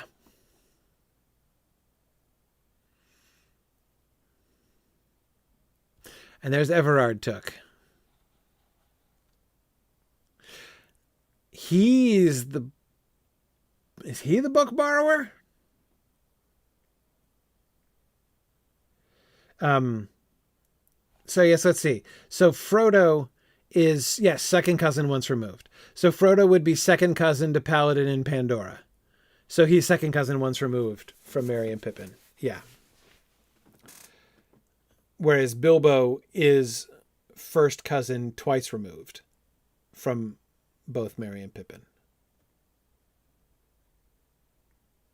Oh no, Master Everard and he's the one dancing the Springle Ring. Right.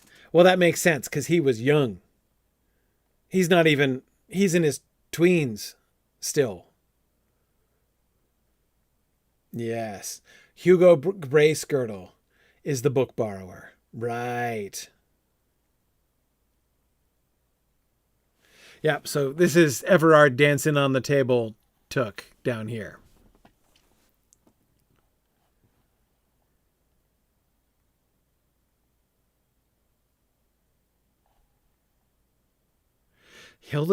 Hildebrand, son of Hildegrim, changed subsequently to Adolgrim.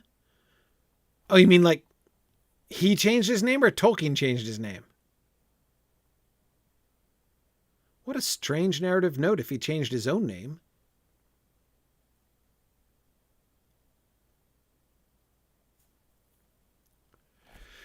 Yeah, where was Melilot? I didn't see Melilot. No, she's not on here. We got Melampus, and Mantissa, and Melissa, but not Melilot.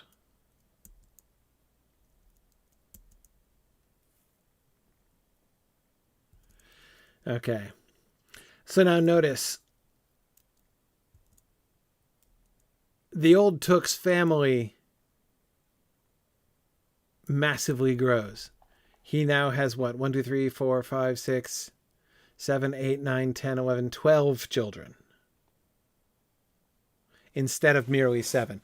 So what was already a very large family is now made a huge family.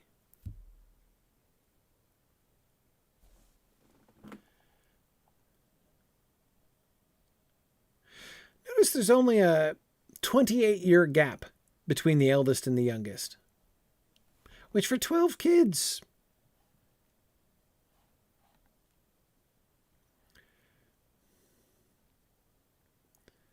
Hildegard now died young.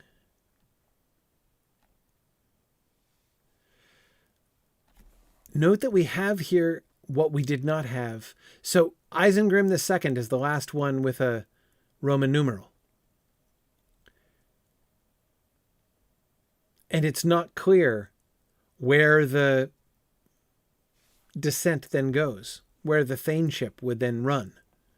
But one thing that seems perfectly clear from T3 is that Pippin wouldn't be in for it. But now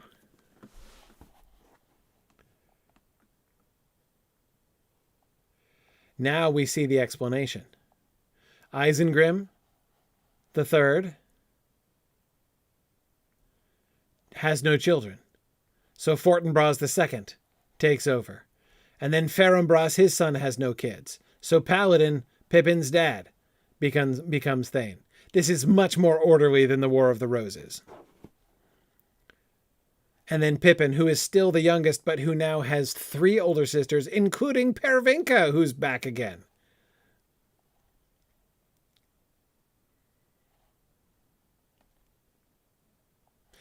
And there's Pandora. Pippin and Merry still first cousins.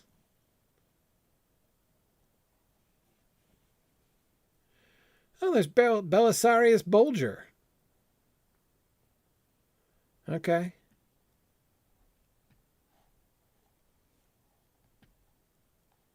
Isengard, huh? Bet he would have been chagrined. So he's paying much more attention to the royal line here, the thainship line.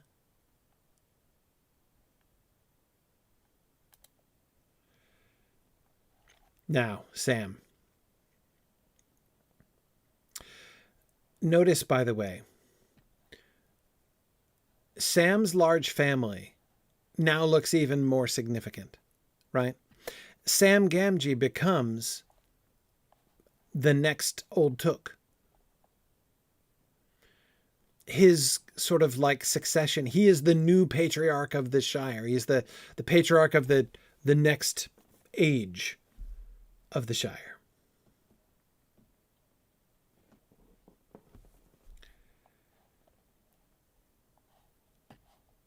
Hob Hamage, the Roper of Tyfield, Old Gamgee. Hobson, Roper Gamgee. Andwise of Tyfield, Hamfast, and Holman.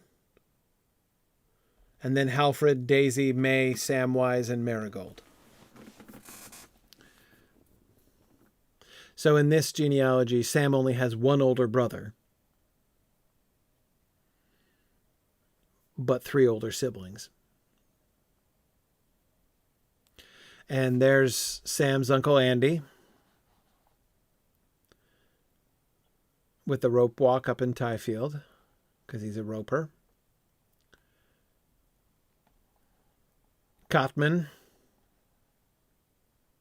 Long Will Cotton of Bywater.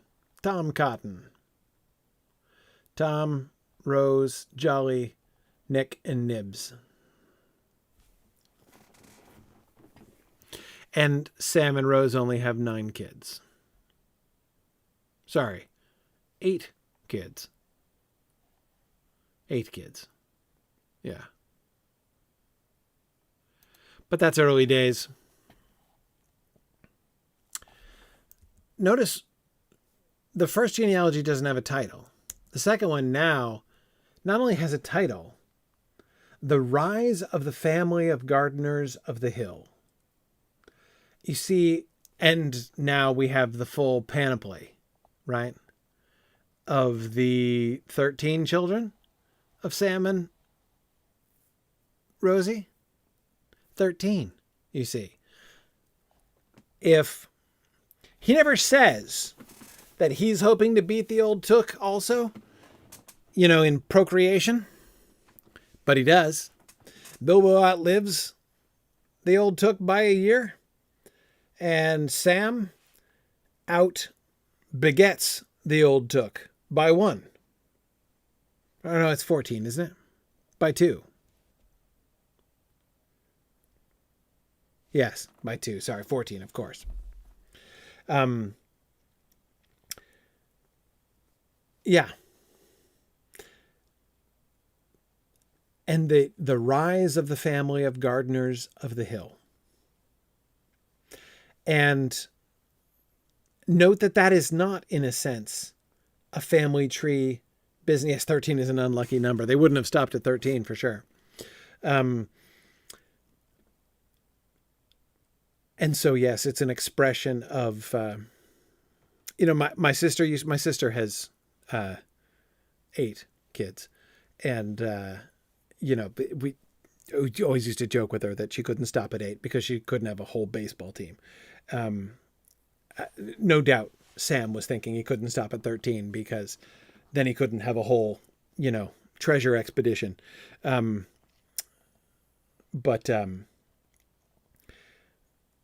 this is not really where the gardeners came from exactly. The rise of the family of gardeners of the hill starts with, you might as well just have Sam and Rosie at the top of that one, right?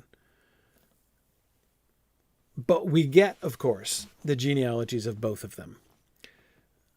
But nobody cares about the Gamwiches and the Cotmans and Cottons, except for the fact that they're the ancestors of Sam and Rosie.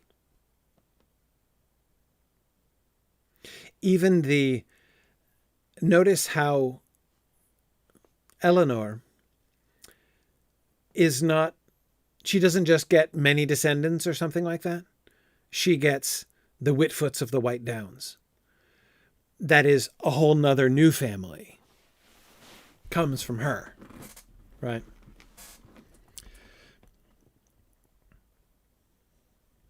Whereas Frodo Gardner and Sam Lad Gardner and Harding of the Hill. Oh, yes.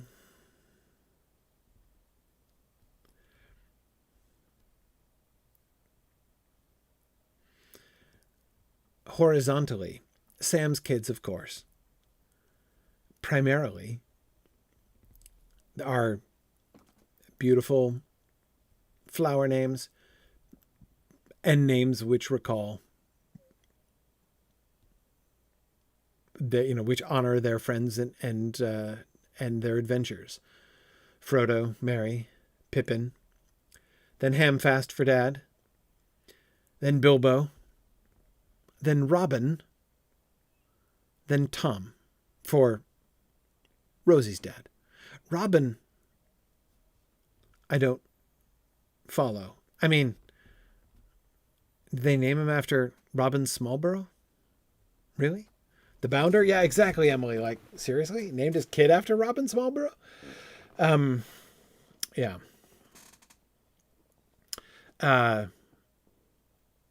Maybe Robin's a girl? Maybe. I don't think Robin was much of a girl name by that time. I mean,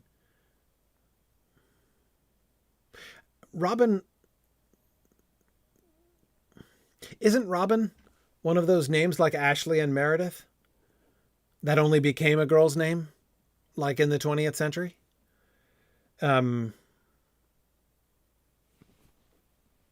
Yeah, Robin was a nickname for Robert. It was a man's name for a long time. I think like exclusively a man's name for a long time.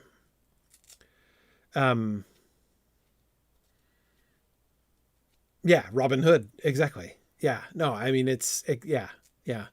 Not to mention Batman and Robin, right? So, but Batman and Robin is more proximate in the sense of showing that in the 20th century it was still a boy's name.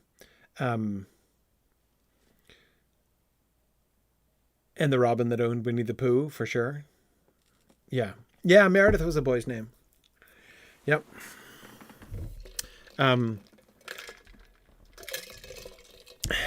But anyway, oh, it's from Welsh? I didn't know that, Eric. Anyhow, I don't think there's anything else that I wanted. There's Holman.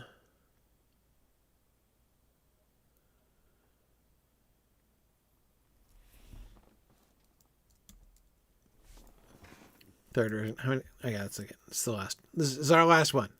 Whoa, it's super late. I've lost track of time looking at family trees. It's okay, we're almost done. This is the last one.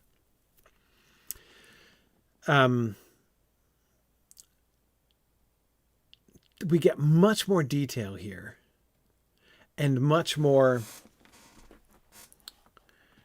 narrative. Wiseman Gamgee removed to Tyfield. Hob Hamich the Roper. Old Gamgee. Hending Greenhand of Hobbiton. So we get this bridge between the Gamgees and the Cottons from long ago. That is, that they both married into the Greenhand family.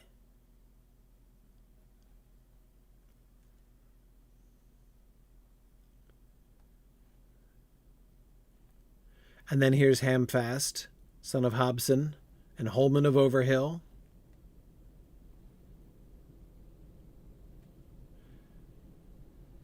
And here's now Sam with his two older brothers, both of whom are up in the North Farthing, which is why Sam is the one who is left at home to look after his old gaffer. Look at how beautifully Tolkien wrote this. You can tell look at his M's. Look at the S in Samwise.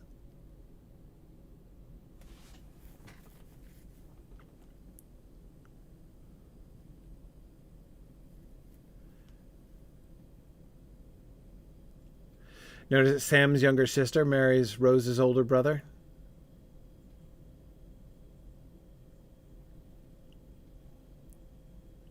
Long-wheeled cotton. Notice how we're getting all of these nicknames and how their nicknames are becoming names. Old Gamgee becomes Gamgee. Greenhand seems to have been a nickname for Hending, and he took it as a family name. Holman Greenhand, the gardener. This Holman of Overhill is Old Holman, I think, with his Uncle Holman. No, wrong Holman. This is the Holman. This is the Old Holman.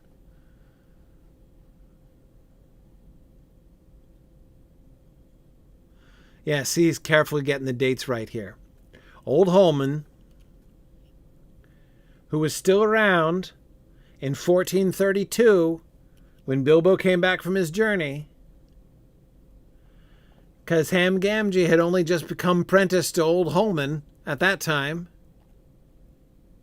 So here's the Holman in question. Took up his gardener. Yeah, we got that whole narrative detail here. Look how the gaffer is going to live for more than a decade after Sam comes back. He's going to live to 102.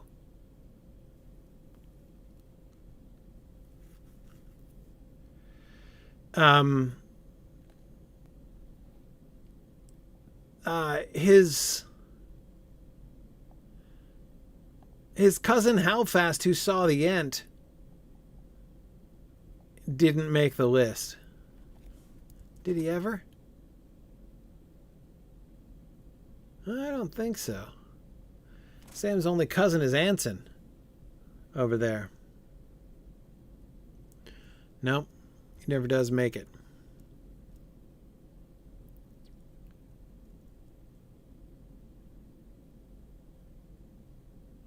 We still end the line with Harding of the Hill, which is fun. The Eleanor's family now shifts to Fairbairn.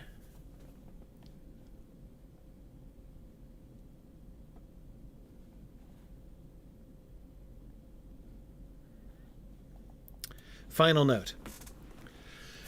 At first sight, my father's alteration of names in the family trees, as here in that last one, with its baffling movement of Holmans and Halfreds, may seem incomprehensibly finicky. But in some cases, the reasons can be clearly seen, and this is in fact a good example. In S3, Gamgee is said to have taken up as a gardener with his uncle Holman. This is Holman Greenhand the gardener, brother of his mother Rowan, and he is old Holman, who looked after the garden at Bag End before Gamgee took on the job. But with the displacement of the Greenhand generations that entered in S4, Holman Greenhand would become Gamgee's great-uncle, brother of his grandmother Rowan, and so too old. It was for this reason that my father changed Holman Greenhand of S3, born in 1292, to Halfred Greenhand, born in 1251, and gave him a son named Holman, born in 1292, described in the first genealogy as Gamgee's cousin Holman. He was Gamgee's first cousin, once removed. In S4, Hending's third son, Grossman, in S3, is Holman. The names of father and son were subsequently reversed. Gamgee's brother Holman of Overhill remained, later Halfred of Overhill, and Wilcom Cotton becomes Holman Cotton as in the final form, but his nickname is Longholm, not Longhorn. This name Holman is to be taken, I think, in the sense hole dweller. Okay, so Christopher emphasizes that Tolkien, on the one hand, like, is he fiddling? Yeah, he's just fiddling. Is he playing with names? Yeah, he's just playing with names. And you can see, especially in Sam's genealogy, you can see the whole family. There's whole family histories in here. 3 families come together. The Gammages and their rope making. It's in the family, as you might say. And then the Greenhands, who are gardeners. And then the Cotters, Cotmans, Cottons. And these are obviously all of them poor. All of them blue-collar hobbits, low-class hobbits, right? Who are working at trades, adopting names. They're not parts of big families. They don't even have family names. Their family names are evolving as we see them.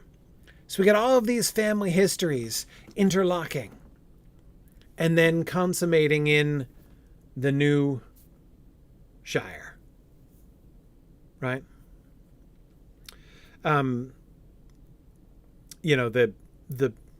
patriarch of the new Shire, with his 14 children, outdoing even the old Took, culminating in the legendary Harding of the Hill, whose story I would love to hear. All right. Thank you, everybody. Sorry, that was long, but we got through the whole chapter and looked at every single family tree that Christopher gave us here. That was a lot of fun. I really enjoyed that. Tune in next time when we will have doubtless just exactly as delightful a time looking at calendars. So it's the chapter on the calendars next. And that's what I plan to do next time. So we're doing a chapter a week here. This is super rapid progress we're now making. We'll do the calendar chapter, and I believe I'll be here next week. So we'll keep plugging along. Thanks, everybody. See you soon. Bye now.